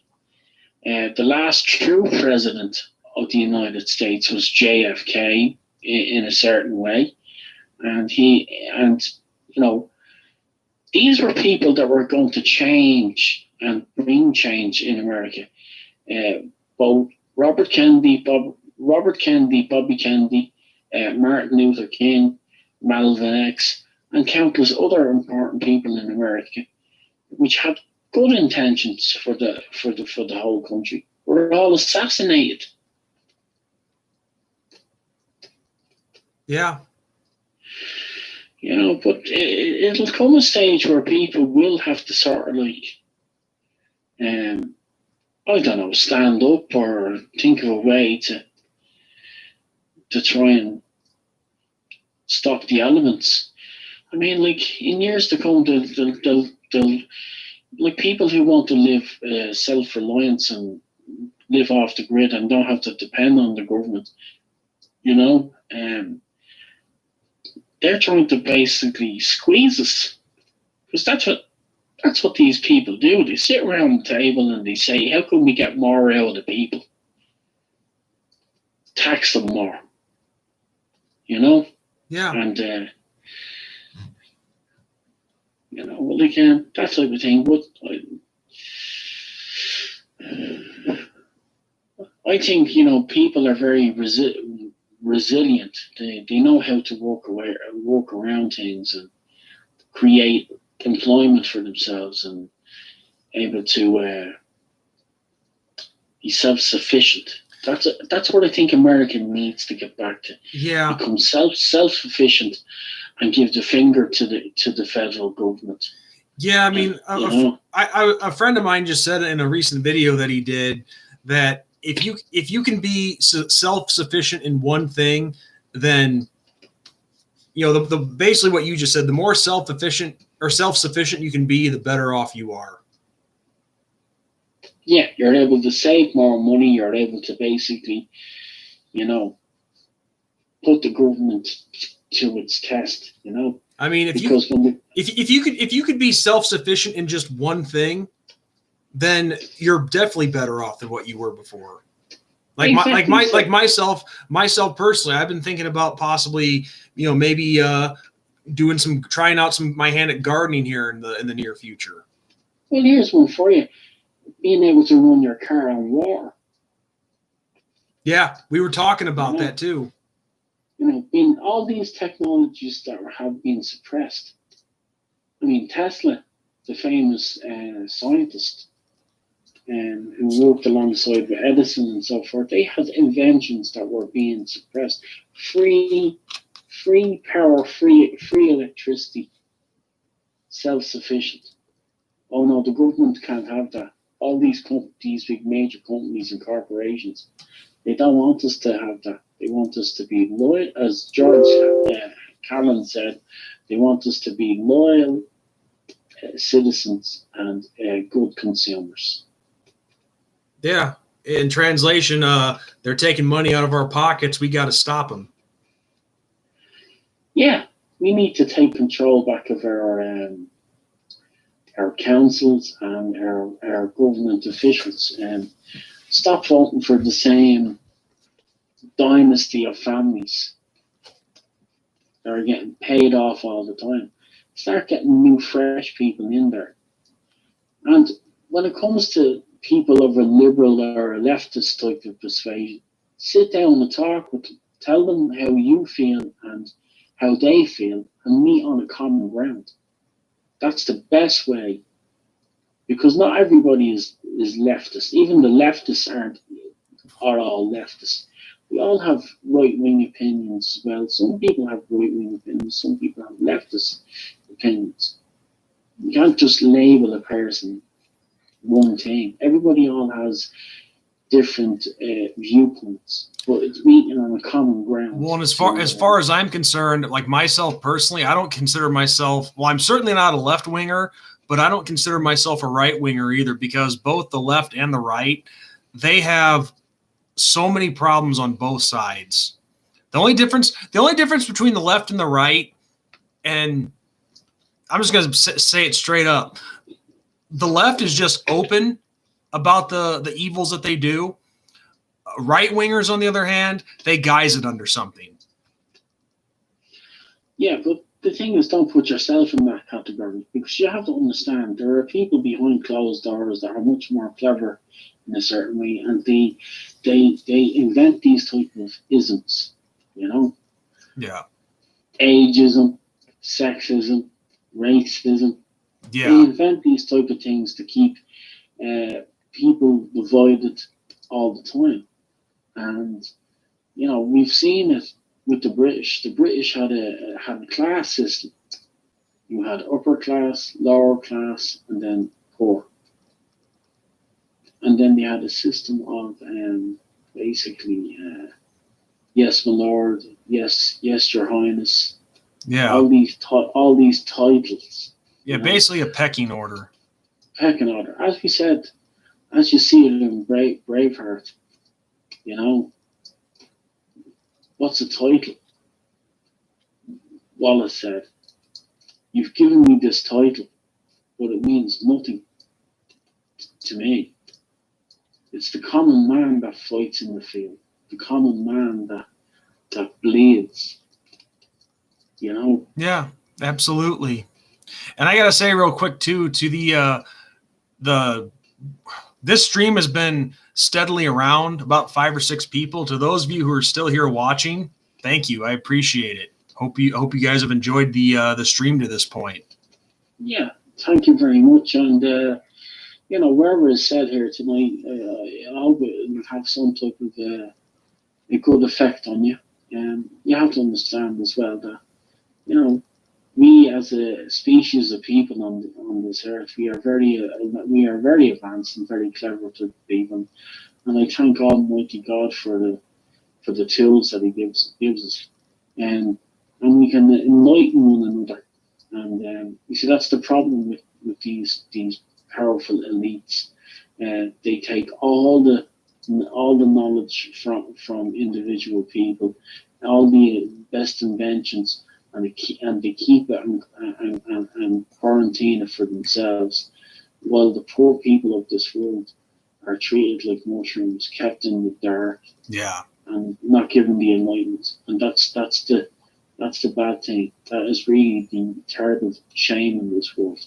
So if you have any bright ideas, I'm not saying keep them to yourself, but keep them amongst your own people.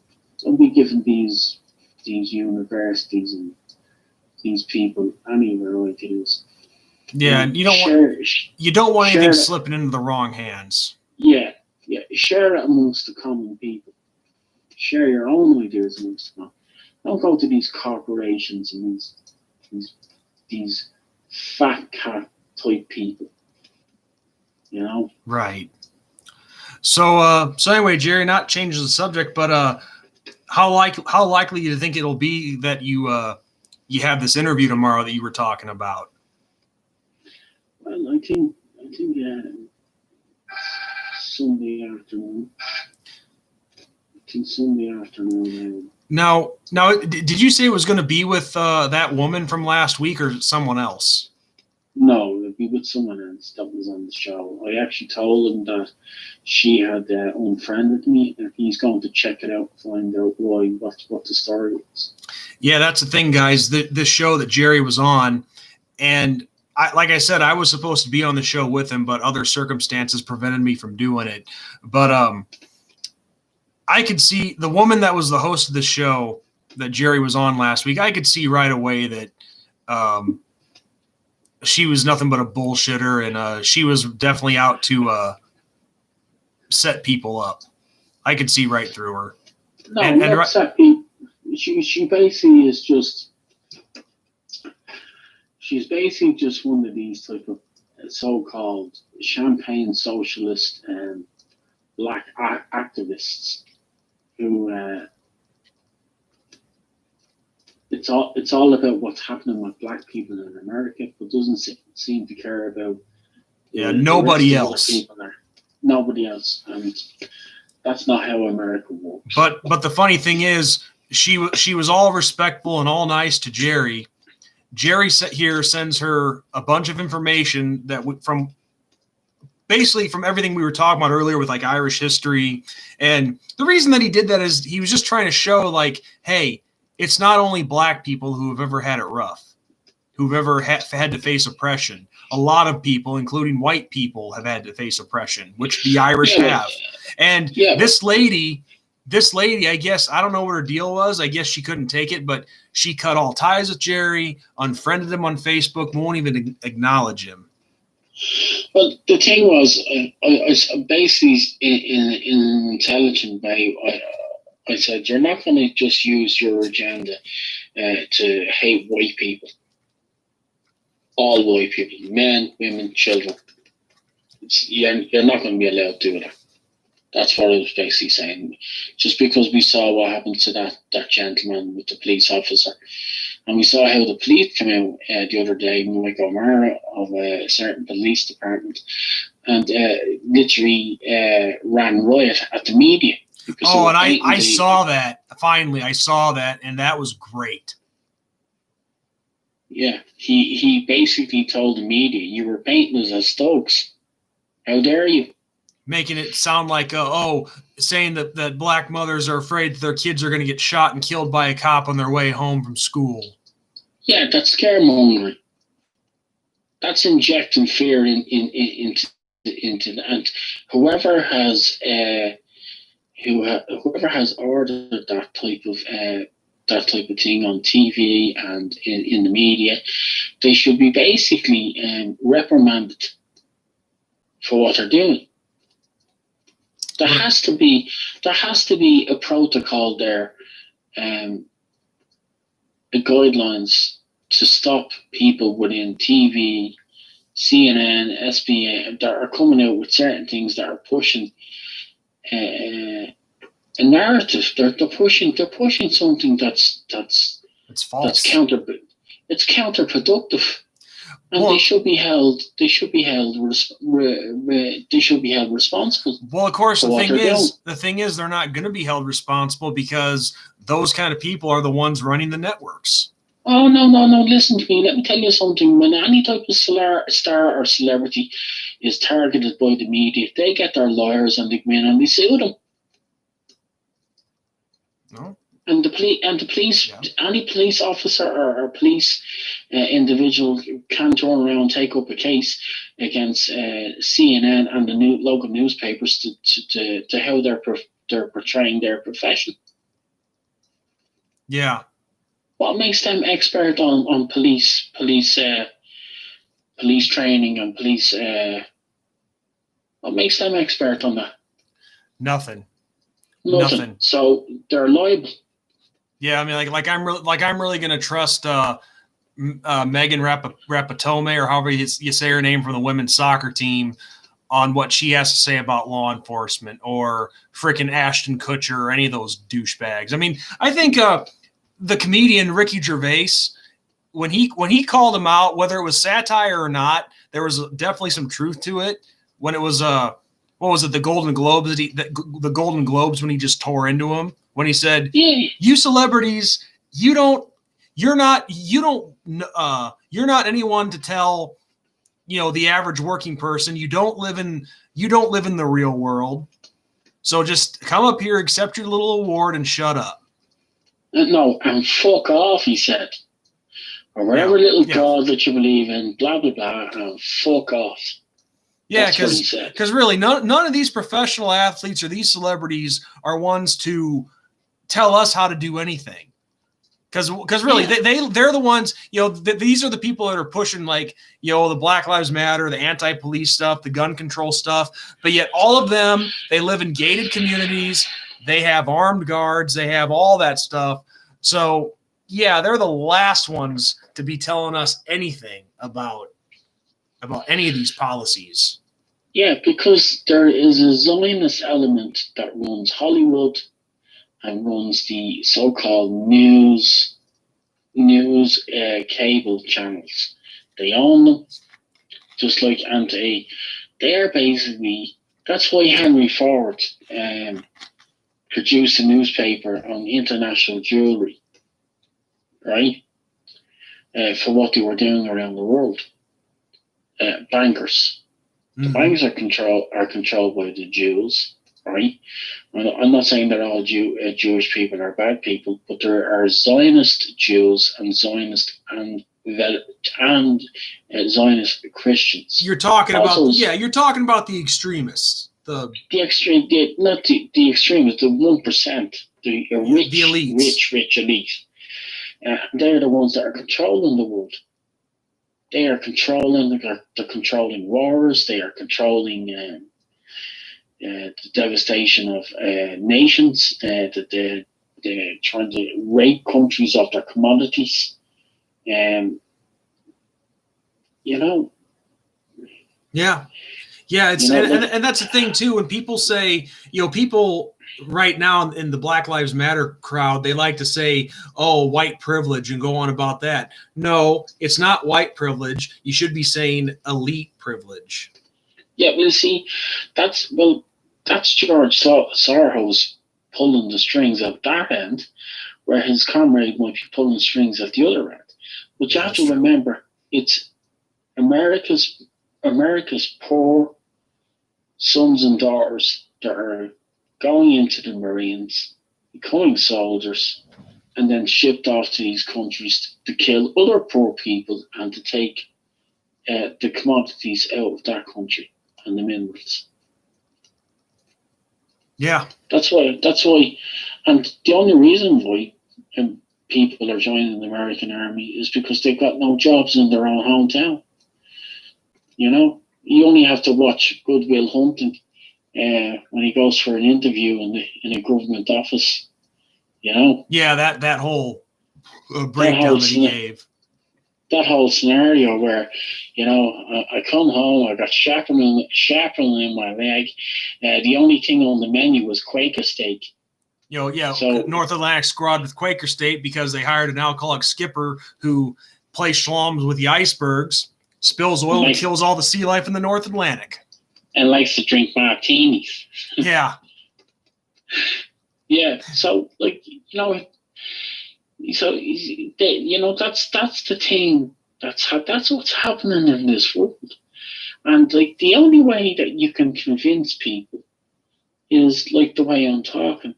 And you talk to liberal people like that. You talk to them in a nice way. You don't get into a big... you don't get into a pushy debate. You get into a sensible debate. Yeah. And people start to like you afterwards and say, something, you've got some good points there. Thanks for pointing that out to me. Yeah. Well, and real quick, Jerry, Walter, we of course we want to talk with you guys in the chat, but you got to start asking us questions. Because Walter just said, "Hey, Sean, you and Jerry ready to talk with us in the chat?" I'm like, well, we're right here, we're talking, but you guys got to ask us something. You got to speak up. I mean, I've been answering, Bob, and I addressed Dwayne when he was still here, Fred Benson. I don't even know who all is still here. I know it says that we have 5 people watching us right now, but I know Walter's one. I don't know if Bob's still here, but whoever's here, speak up. Just say hi or something, or say "fuck you, Sean," or whatever. Yeah.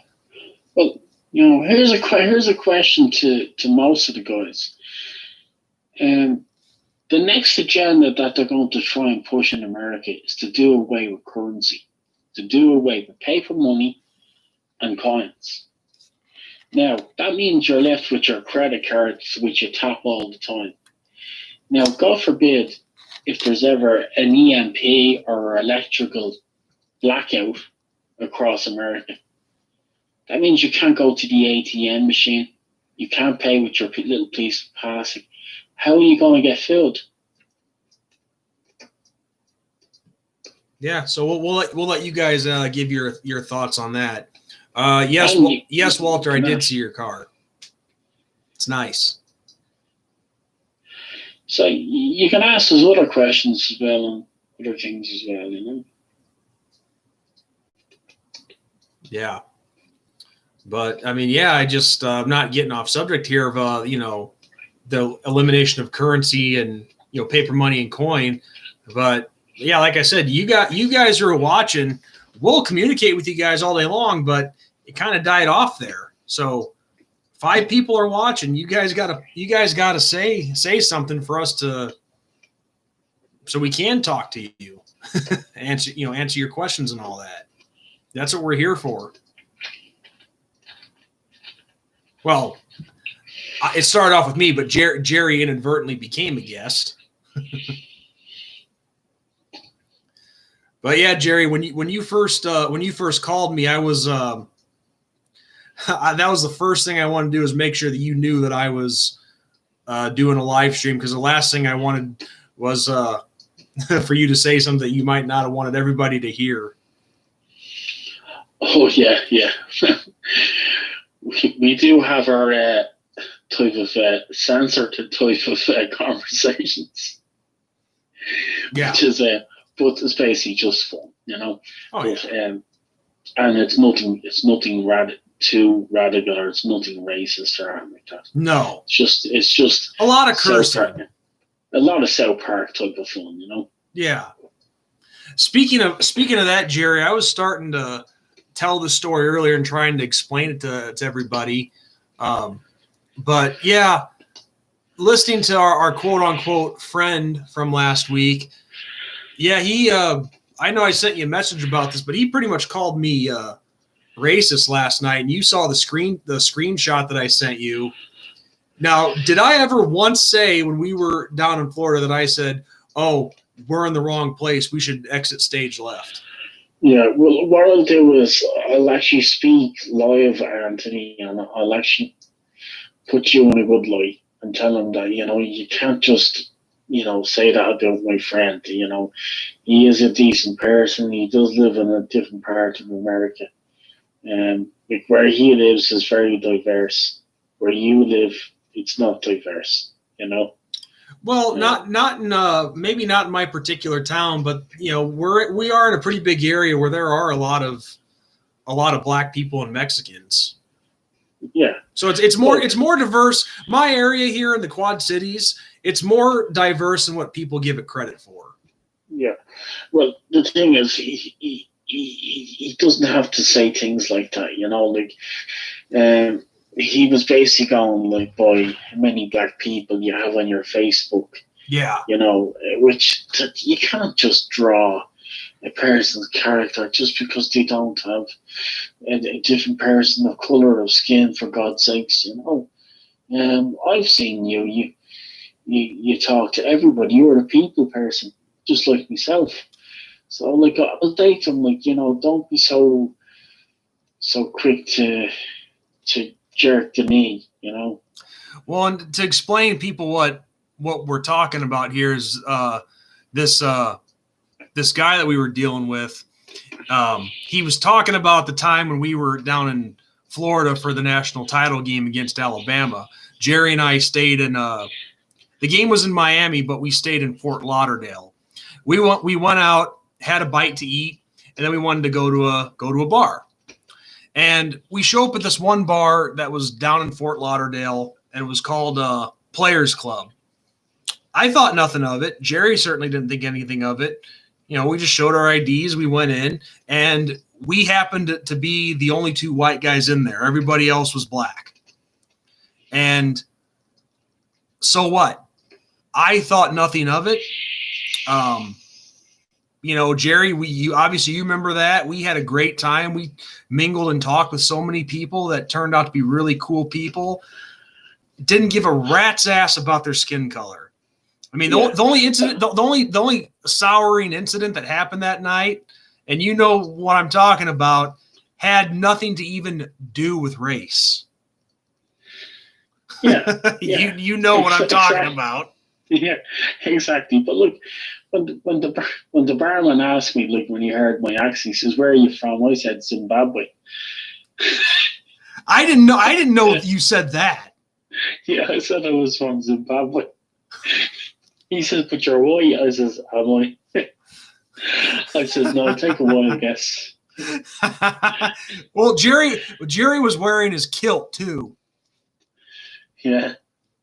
So can you imagine what all these people thought of seeing this guy wearing a kilt? Oh yeah. I don't know whether a lot of them would have taken offence by that. You know, who's that white honky in a skirt? You know.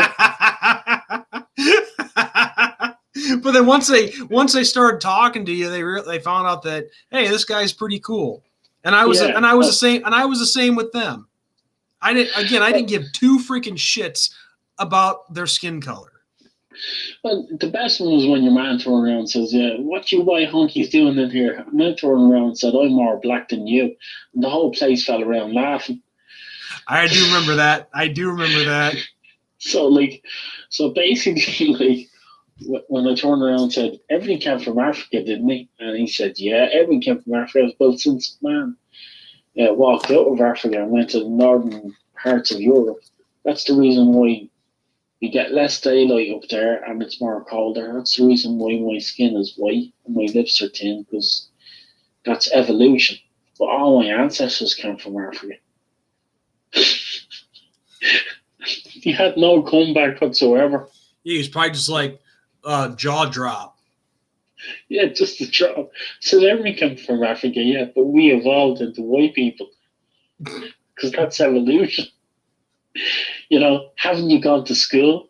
Or as Andy Dufresne would say, or am I being obtuse? Well, actually, that was the warden who said that. Yeah, he says, no, Andy said, "How can you be so obtuse? How can you be so obtuse? What did you call me?" Obtuse, is it a problem? Throw him into solitary confinement. He says, "You do the hardest time here. And I tell you here, see the library? No more. We'll make ourselves a big book fire. Dance around it like wild Indians." I think they will cover the spread, Walter. Well, and Fred Benson wants us to talk about the Notre Dame Navy game from 2012 and the Bama the recap video that we made after the national title game, Jerry. Well, Fred, what in particular do you want to know?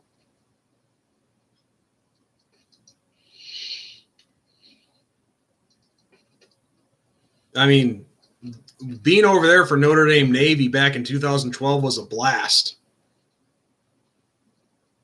But obviously, you know, us doing the recap after the national title game against Alabama, that was pretty depressing. But you know, we still had fun down there. Yeah, we had fun down there. And fair play to Alabama. They showed up for the game. We didn't.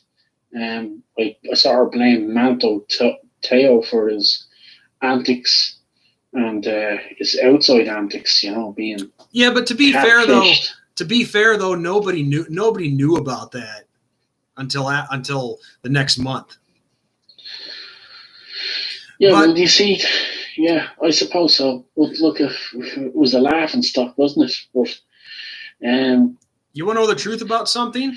I can actually sympathize with Manti on that because I came close myself one time to getting catfished. Yeah, you just have to be careful out there, you know. But I would say to some of the guys listening there, do any of you guys have an American passport? Have you ever traveled outside America? To Europe or the UK or to Ireland or any of these places? And how come you haven't done it by now?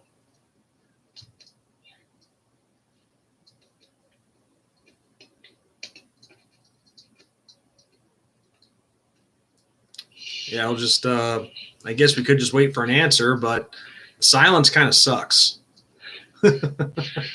Well, actually, I guess while we're waiting for anybody who's watching to answer that question about the passport, I'll tell you very briefly the almost getting catfish story. So this was years ago. I'm 34 now, but this is when I was like 20, 21. I gave a try on a dating site. Saw this girl that I thought was pretty cute. Got in touch with her. Actually talked to her over the phone. She said she was the same age as me, and you looked at her picture. She was pretty good looking. But then thankfully I never had to make a trip up to see her, because at the time she was living in Rockford, Illinois, which is all the way up by Wisconsin. But thankfully, she actually was honest with me in a message that after we had talked on the phone, and turns out she was actually a 37-year-old woman who was morbidly obese, and the picture that she was using was of her niece. So I thought you were going to say Caitlyn Jenner there for a minute. No, not that. This is just a 37-year-old obese woman who was using her niece in her profile picture. No problem. You like a bit of meat on a woman. You know what I mean? You could have turned around and said, reversed the whole thing on her and said, yeah, I like a bit of meat on a woman. Tell me what you would do.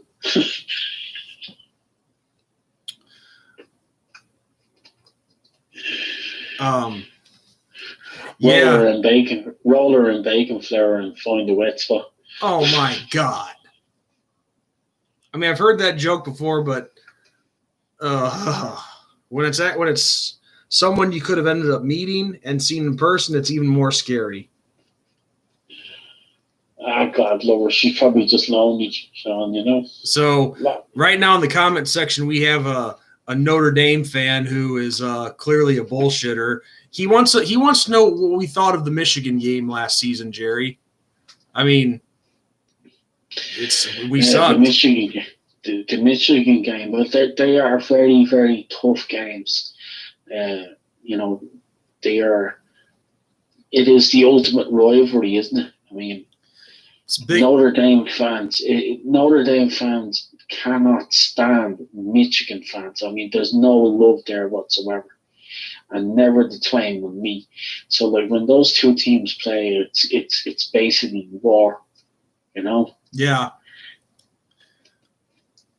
Well, Notre Dame fan. I mean, I made it pretty clear in my recap of that game that it was a disgrace, and there was like virtually no heart whatsoever. But I have a good feeling you're probably just a Michigan fan calling yourself Notre Dame fan. I'm sorry, but I have to be skeptical when you're doing YouTube and all the different crazy characters you encounter. You have to be skeptical of everybody. Yeah, well, don't get me wrong. Like, Michigan have an unbelievable fan base, the big house and so forth. But they have won games, but I don't think they'll ever be in the same category as Notre Dame. Notre Dame was a far superior. They are a little bit more superior than Michigan, in my eyes. Well, it's just this guy claims that he's not a bullshitter. All right, I'll take your word for it. It was just bad. We were lost. We weren't prepared that night. It was terrible. I think. Yeah. You're gonna have your good games and you're gonna have your bad games. It's sometimes it's very hard to take it, especially when you're a Notre Dame fan or the team isn't performing well and you really want to beat a team that you absolutely despise or a university that you despise, as in in a certain way. Like, you want your team to, because it's all about the bragging rights on Monday morning. Well, and and also I guess something I do need to point out as well that just crossed my mind, and Ben and I actually talked about this on our show the other night. The other night, our last episode, I mean, that game in particular, we could not get anything going on the ground, and I think that's what hurt us the most. So lack of running game put too much pressure on Ian Book, and he can only do so much. He has to have the support around him because when you have a good running game, that takes a load off your quarterback. But it also didn't help that it was freaking a hurricane that night either. But that was the story of all last season. I mean, despite the good flashes that we had, overall, the running game last year wasn't as impactful as it was the year before in 2018, I think. But yeah, you're right, Jerry. I mean, I think that's where it really hurts the most is, I mean, when it's a hated rival, those are the ones that you really hate losing to. Like myself, I mean, I have my opinions on Michigan fans. Like, for example, my uncle, he would go up there and they would throw beer cans at him, beer bottles and shit. But believe it or not, I actually and for good reasons, I hate Michigan State more than I do Michigan. But that's more personal reasons. But the guy who calls himself Notre Dame fan wants to know if I think that falls on Kelly. Not entirely. Not entirely. I mean, if the guys aren't performing on the field, then I mean, it's easy to blame the coach, but if the guys aren't performing on the field, the plays that he sends in, then there's blame to go around. Yeah, you just have to change it. You just have to notice who's the weakest link in the team that's not performing and change him or replace him. Yeah. Because you're trying to get the best fighting unit that works and thinks as one on a football field. That's what it's about. I guess where you could put some blame on Kelly in that game is that he kept sticking with the running game when it became apparent that it wasn't working. But at the same time, just like you can't run the ball every play, you can't pass it all the time either. But then again, it goes back to what I said. If you have no running game, then you're kind of your hand is kind of forced in that situation. Well, it's not just that. You just don't want. The whole thing is to keep the opposition second guessing all the time what you're going to do. But if they're able to predict what you're going to do, they're able to counteract you all the time, and that's what can make it very, very bad for a team if and turn it into a game that they're having an off game. Yeah, you can't be one dimensional. Yeah, I think that Kelly has done actually quite well over the years, but I think next year he because this team is only being put together. They won a bowl, and they need to still gel together. I think Kelly will have one last try. Are really trying to win the championship. Well, I think his current contract runs through this season, but the next season after this one as well. So I don't know. And here's the thing with current college football coaches. You're not really going to see guys staying with one team for 20 plus years. I mean, the only current one who has been at his school for a long time that's active is Kirk Ferentz from Iowa. Well, I think Kelly is now with Notre Dame nearly 10 years. 2010 was his first season. So that's nearly 10 years. That's a decade. That's actually quite good. And we haven't had the last coach that was with Notre Dame that long was Lou Holtz.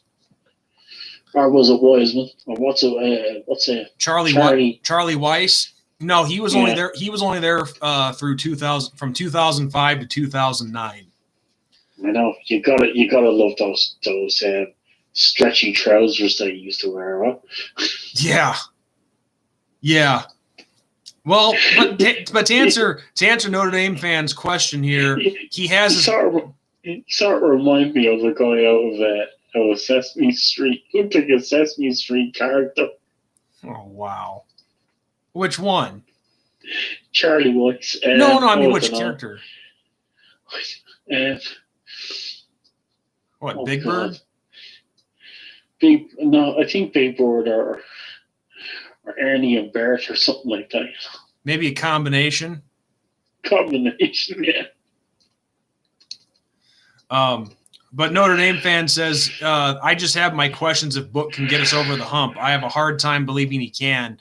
Well, if he has the right supporting cast around him, he'll be fine. It's just,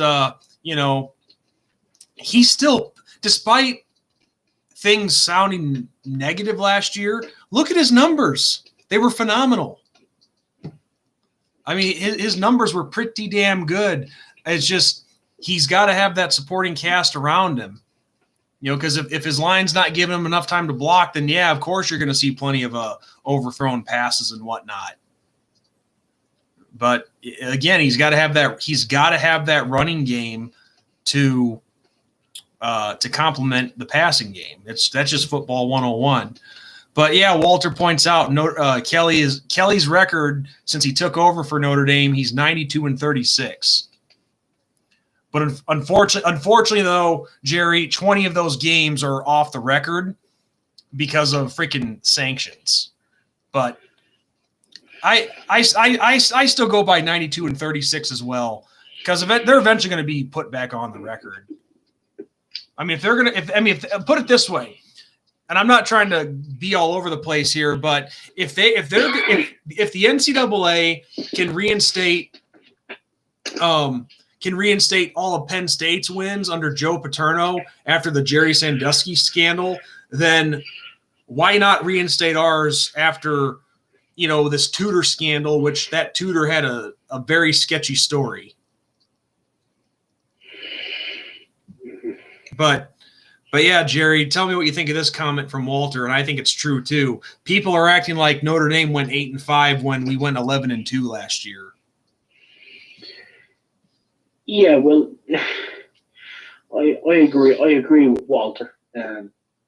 Notre Dame had a very good run, which is a quite. You want your team to win as many games as they can before the season ends out because it's good to go out on a high until the season starts again. Now, what I'm hearing is with Notre Dame is that there will be social distance within Notre Dame Stadium, so people will have to sit 2 meters apart, or it's gonna be a scattered stadium. Yeah, so that means the capacity will be dropped at least by say half. At least I'm hearing 30%, but who knows? I mean, nothing's official at this point. Yeah, which is look, it's until we see what happens with this pandemic and so forth. There's meant to be a second wave. Well, everybody loves a packed Notre Dame stadium, especially when it's loud, and I mean fucking loud, because it is a wall of noise and it's a fortress. And it is. It is when our fans don't sell their tickets to the opposing fans. Yeah, that's an embarrassment. That is really an embarrassment, and I'll say this forever: Georgia in 2017, Nebraska in 2000, absolutely embarrassing. I mean, not even SEC teams with a losing record would ever let that happen in their stadium. But for us, I think that's a big reason of why, things at Notre Dame are the way they are, because the Notre Dame fan base, as big as it is, I think we lack the hardcore mentality, the hardcore fan. Well, it's not that. I do think there's a lot of poor people that are in South Bend, and a lot of those people are Notre Dame fans. They do go to the game. They are hardcore fans. But I think at that stage, Notre Dame had lost 2 games, so the way they saw it was, I can make a couple of bucks that will help me. Well, here's the thing: poor people in South Bend were not going to have a ticket to the Georgia game. The only ones who had the Georgia tickets were the alums and the rich and or well-off people. So put it this way: if you had a ticket to that game, you're not struggling financially. You're not struggling to make ends meet. You're doing just fine. Yeah. So that's not that I can't validate that. Not saying that, like, nothing against you, Jerry. Yeah, that could be that way. But you also have to look at the Georgia fans. They're a great traveling type of fans, and I also believe that Notre Dame are the great traveling fans as well. You know, they do travel well, and they do travel in good numbers. Yeah, they do travel well, but that doesn't mean you have to sell your ticket to them. See, because the rules are with the NCAA, you have to sell 5,000 tickets to the away team.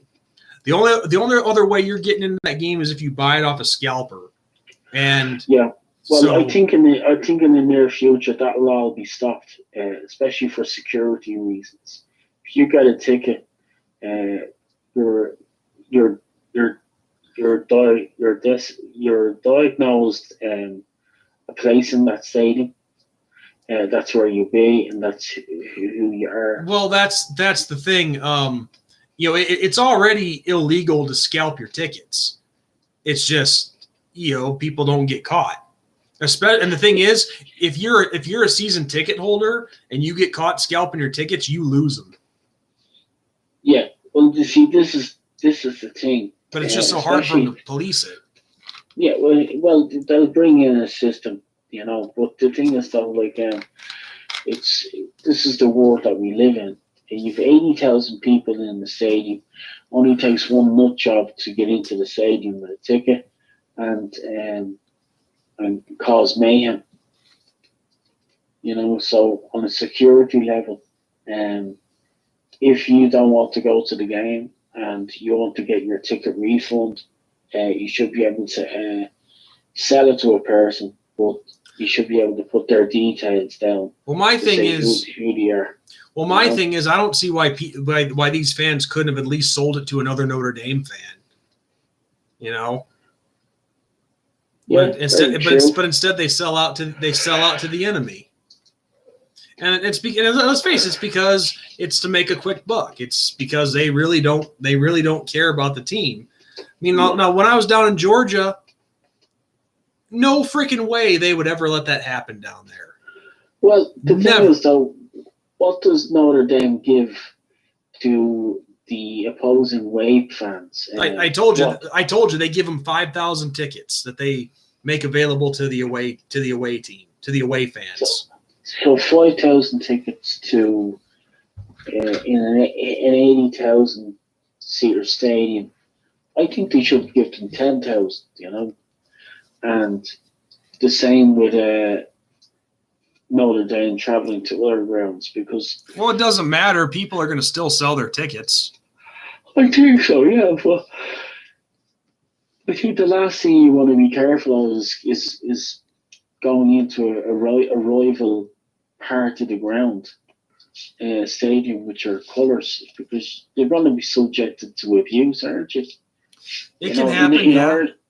In Ireland here, you see how bad it is in the UK. You cannot go into another section where there's opposing fans. Oh, I'll never forget the soccer match we went to down in Cork, where the away fans and the home fans had to be exited separately. Yes, exactly, and that's a serious thing as well. And you'll see that creeping into. You do see it happening at baseball games and American football games where a fight might break out with a rival fan. Yeah. It does happen. Well, can you imagine, say, 50 guys fighting another 50 guys over something. It escalates. Yes. It can lead to people getting hurt or a stadium disaster in one section of the ground where people get crushed and hurt. Oh, well, the English soccer fans, I mean, I've seen videos of that. They form ranks like they're going into battle. Oh, yeah, it's just fucking nuts. Oh, like, yeah, it's very serious. Yeah. But yeah, so we are approaching the 3-hour mark to this live stream of I think I'll probably call it quits at the 3-hour mark. But of the 7 people watching, does anybody have any questions, something that they'd like to know? Could be about anything. I want to turn these last few minutes over to you guys. And if we go over the 3-hour mark, we go over. But I'm just saying that's my time frame. But yeah, if anybody has any questions, go ahead and shoot. Well, I guess any more questions, I should say. Throw them out there, guys, Yeah. I mean, that's the thing. Usually there's a thing on here on the live chat where you can see who all's in the stream, but right now it's just showing me. Yeah. And I don't know how accurate that number is. It says, like I said, it says we have 7 people watching.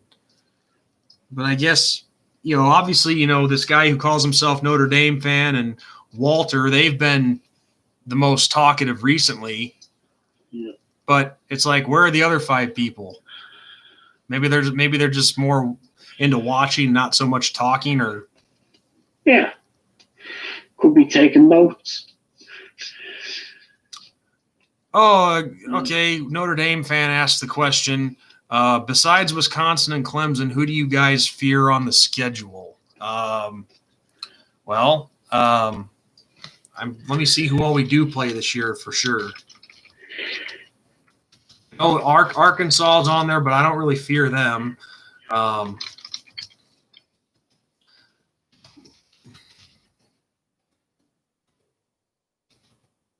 Obviously, we have Stanford and USC, but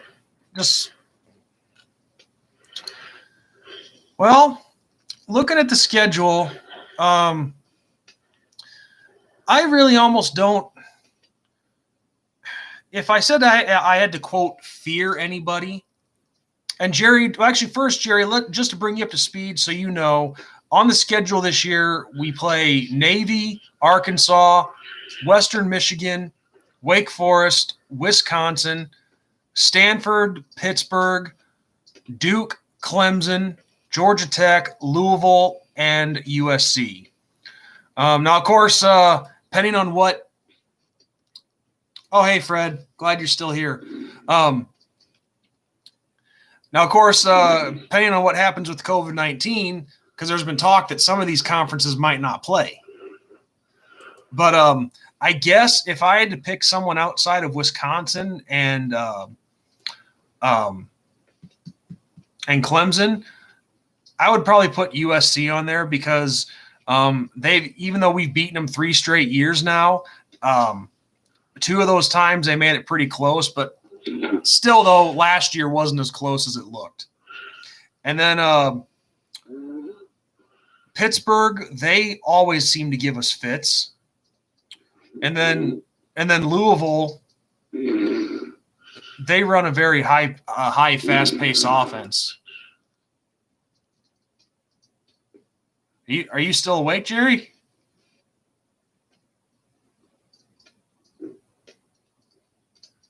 Guys, I think Jerry's falling asleep. Sorry, Sean, go ahead. No, did you fall asleep? He sort of nodded off, yeah, a little bit. Well, look, dude. If you want to take off and go to bed, that's cool. But I guess, Jerry, to show respect to Notre Dame fan who asked the question, who. I don't know if you heard all the opponents, but who would you fear outside of Clemson and Wisconsin on the schedule? Outside them. Like which opponent do you think would be the biggest threat outside of Wisconsin and Clemson? would say USC. USC, yeah, they've started to put it together. But then, see, because other than that, all these other teams on the schedule, I'm not saying that they won't put up a fight, but put it this way, I don't fear Georgia Tech like I do Clemson. So, but yeah, dude. Look, Jerry, if you wanna take off and go to bed, go ahead and do that, dude. Yeah. Okay. Well, look, I don't mind just listening in, but just answer Notre Dame's fans' question. Yeah, USC are always a banana skin because they seem to be at the start of our season or at the very end. They do lead to very exciting games. I do like the games between both universities because the skill is fantastic. It's a never ending running type of game, and compared to Michigan, Yeah. they can be very rough and basically there can be a lot of dirty plays. Well, USC, that's a rivalry of ours that goes back to the 20s. So, but they had a rough spell there recently. I mean, but they always bring in talent, the Trojans. But Notre Dame fan asks also, are you going to be doing live streams more frequently? Actually, dude, as you probably have been able to tell, I haven't been very active on this channel. I've been focusing more on the other channel the other show that I've started doing with my friend Ben.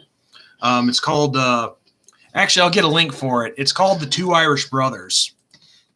I don't know if you've seen us or not, but him and I have joined forces, and I'm thinking that I might do all my Notre Dame stuff on there. But hold on, let me get you the link to our show real quick. Well, I tell you what, I do like this show because it takes a piece of everything from worldly events to politics and then into sports. Yeah.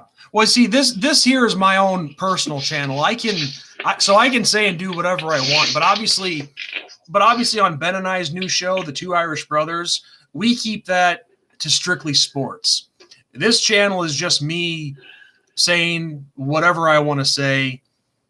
And yeah, because if I did that on our other channel, on Ben and I's show, there's been a lot of people over the years that hate my views. They hate the fact that, that I'm against Black Lives Matter.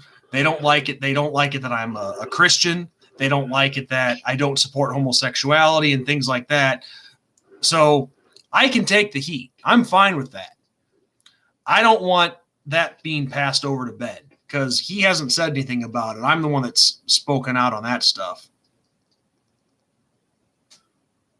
But I don't know, Walter. Maybe the people that were stocking up on the toilet paper were buying it for Cornholio.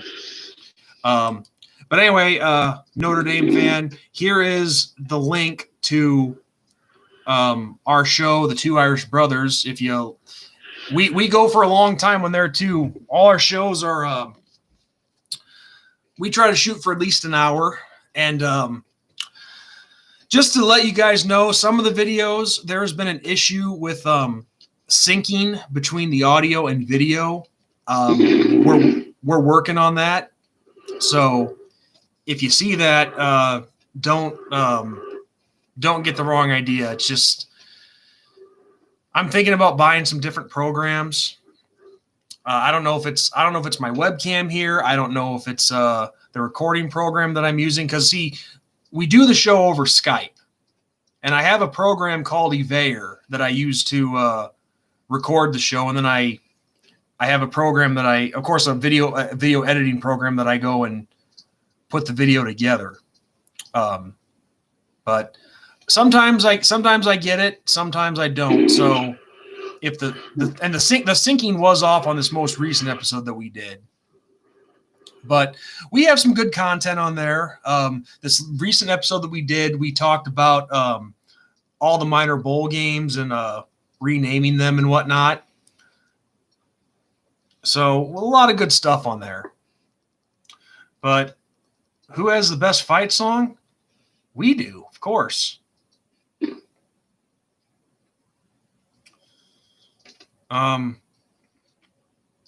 Well, yeah, to go 11-2 with What All You Lost, Walter. Of course it was, no doubt. Just they just were lacking the like I said, they were just lacking in the running game. But yeah, dude. To further elaborate on the recent episode of the Two Irish Brothers, I've done a lot of talking. We've done a lot of talking on that show, and I've done it here on my own channel. Talking about the minor bowl games, and oh wow, sorry, Jerry, I'm gonna have to turn you down because you're starting to snore. Okay, man, I'm gonna sign off here. Okay. So I'm like, damn, dude, thanks for the vote of confidence. You're snoring. Okay. All right. With that, slam that, and I'll speak to you soon again. Stay safe. Be good. Yeah, you too, man. Get some sleep. All right. Bye-bye. No, dude, we established that. You said you weren't a troll, and I acknowledge that. I believe you're for real. Unless you're setting me up. But anyway, it doesn't matter. Oops.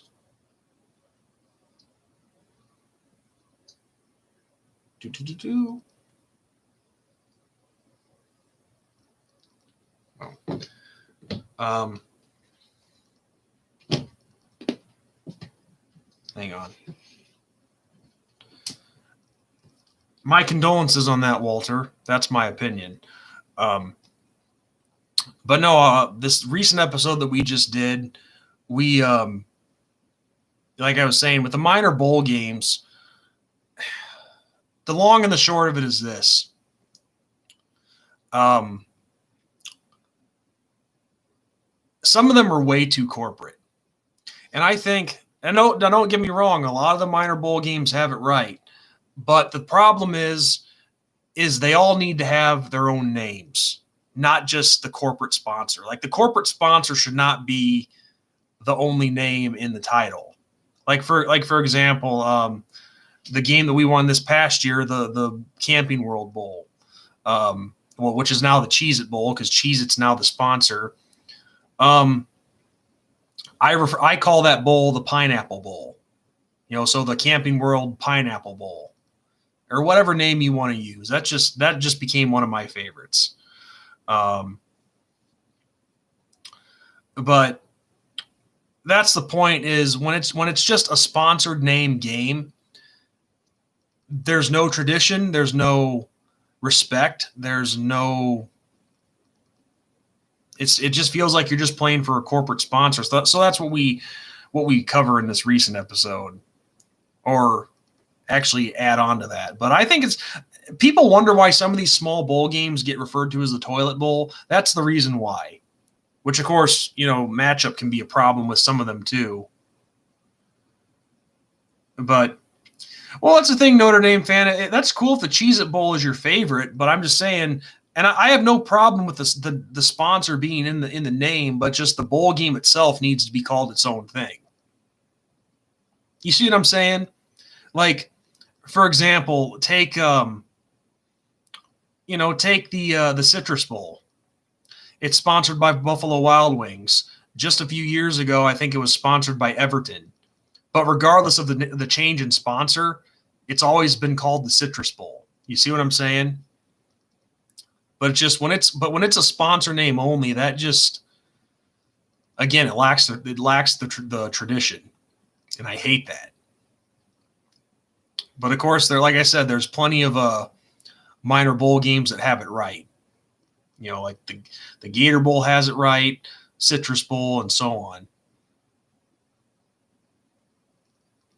But when you're just playing for a bowl game that's just the sponsor, I mean, it's just – I just think it's kind of disrespectful to the players and the coaches because, you know, they should feel like they're playing on a respected stage. But no, I agree with you. The Rose Bowl is great. But I'm glad you brought the Rose Bowl up because obviously – I think there's 130 FBS programs now. Well, only 12 of those teams are going to get to the NY6. So only 12 are playing on the big stage. And it's just, if you have to, if that's your only option is to play in a smaller bowl game outside the NY6, then why not treat it as a solid stage? Obviously, nobody starts the year saying, yeah, we want to make it to the Gator Bowl or the Citrus Bowl. But if you have to play in those games, why not treat it with respect? That's all. And when it's just a sponsor in the name of the game, that's not respectful as far as I'm concerned. I mean, I'm all about companies wanting to push their product and whatnot, but you give that bowl game its own name.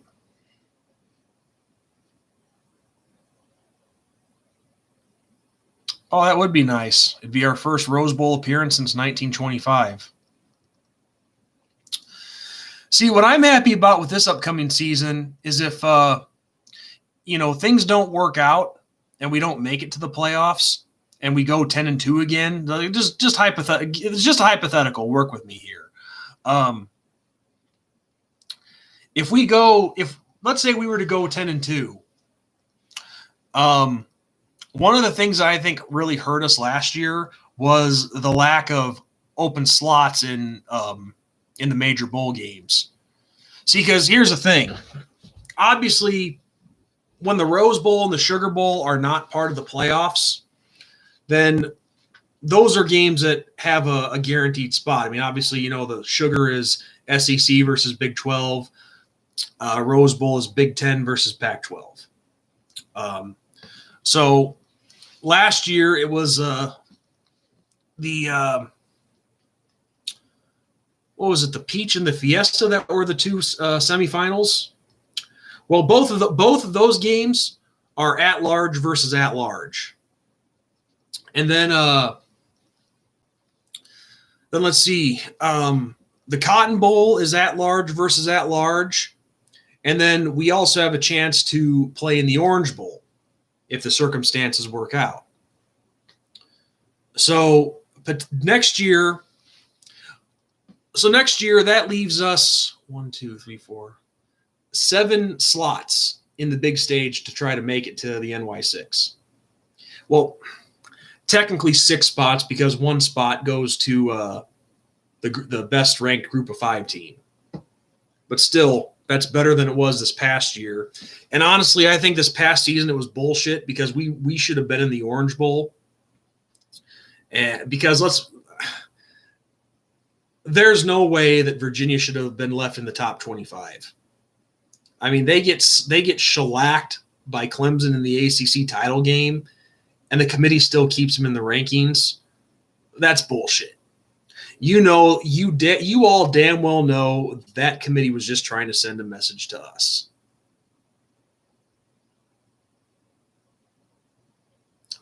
But no, absolutely. The ultimate goal should be Rose or Sugar, since those are the playoff games this year, the semifinals.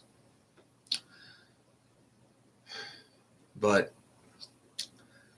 that's the thing. I can, with us going 11-2 last year, I mean, I can understand our fans' frustrations, how people would treat it as an 8-5 season. They're frustrated because we didn't get to a major bowl. We haven't won a national championship since '88. We haven't won a major bowl game since the '94 Cotton Bowl. And so they're frustrated that we haven't been winning on the big stages of late. And that is something that does need to change. I agree with that. But yeah. I guess I rambled on a little too much about those two topics, but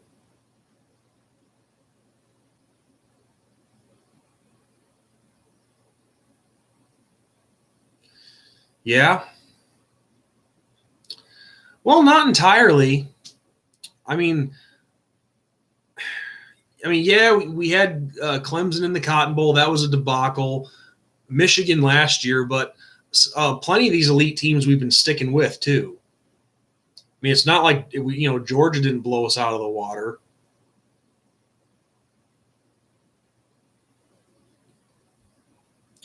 But we gotta put it all together. We have to get over that hump and start winning these big games. Plenty of times we've came close, but it doesn't matter if you come close. Coming close is still a loss.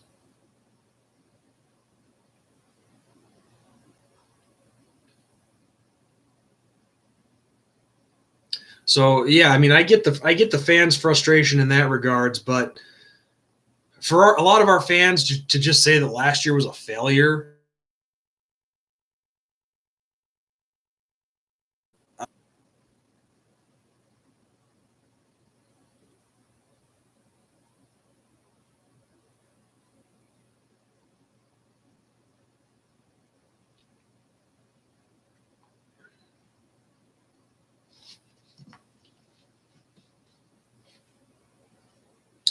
Sorry for the pause there, guys. I was starting to buffer, so I just stopped talking there for a couple minutes, or a couple seconds. But yeah, guys, I'm going to give it a few more minutes, probably about three minutes or so. If anybody has anything else to add, I'll be more than happy to answer it. But I think I'm going to be getting off here pretty soon.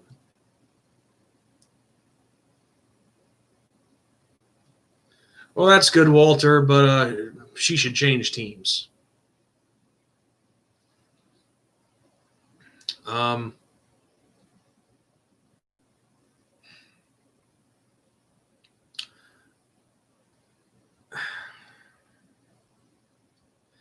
That's a tough one.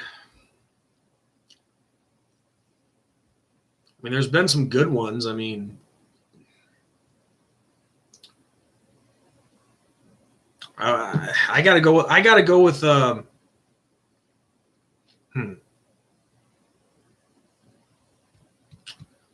that is a tough one.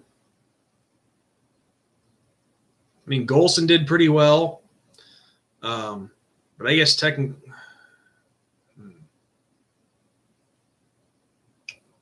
Golson did pretty well. Kaiser wasn't bad. I guess if I have to go with consistency, I mean, I think I might just go with consistency and say Ian Book. I mean, Brandon Wimbush was great, but he was very inconsistent with his passing. But no, it's been pretty hit or miss with quarterbacks.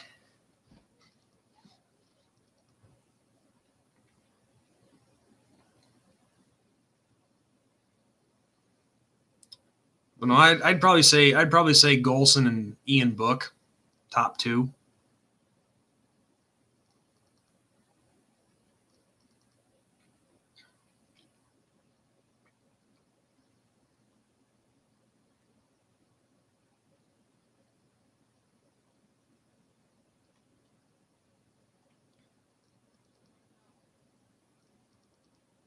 Yeah, that's not a record to scoff at. I mean,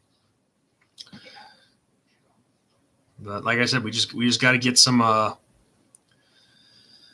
just hope that record can include either a national championship or a major bowl win. And of course, major, I mean NY6. I don't really focus much on early season predictions, but one sports writer projects us going 10-2 and playing in the Peach Bowl against Georgia this upcoming season. Now, like I said, if I want a national championship, but I'd be just fine with getting started with a major bowl win too.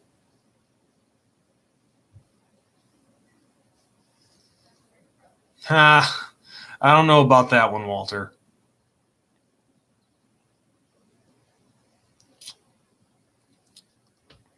So 2 minutes left on my time frame here, guys. Just letting you know.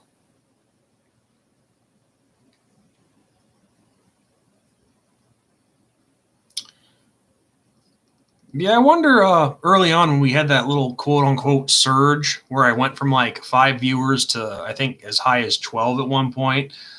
I wonder if that really was BVD giving me sending people my way, or if it was something else.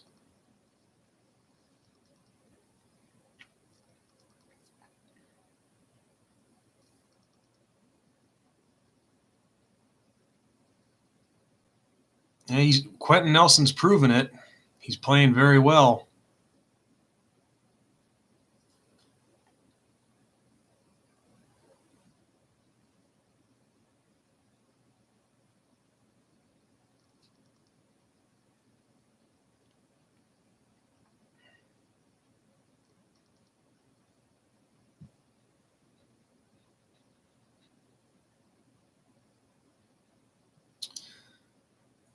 What are my thoughts on Jeremiah Owusu-Koramoah? I think he's destined for a breakout season.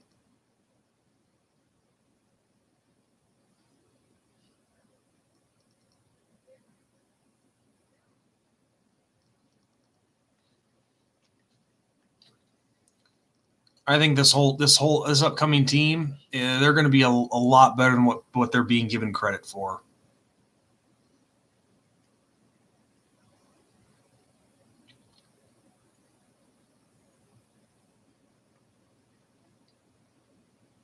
He has that potential, for sure. One guy I definitely look out for to get even better is yes, you beat me to the punch. I was just going to say Kyle Hamilton.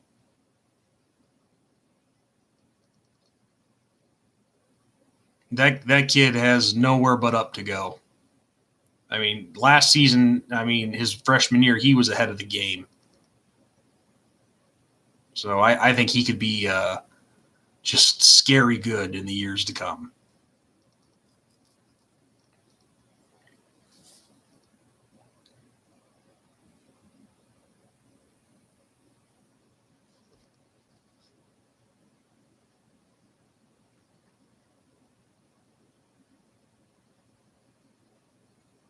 Oh, when you have that size, it's a big time advantage.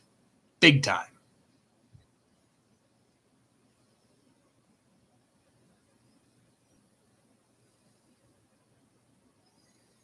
Well, yeah, if you let him up, then he gets to the ball carrier. I wouldn't let him up either.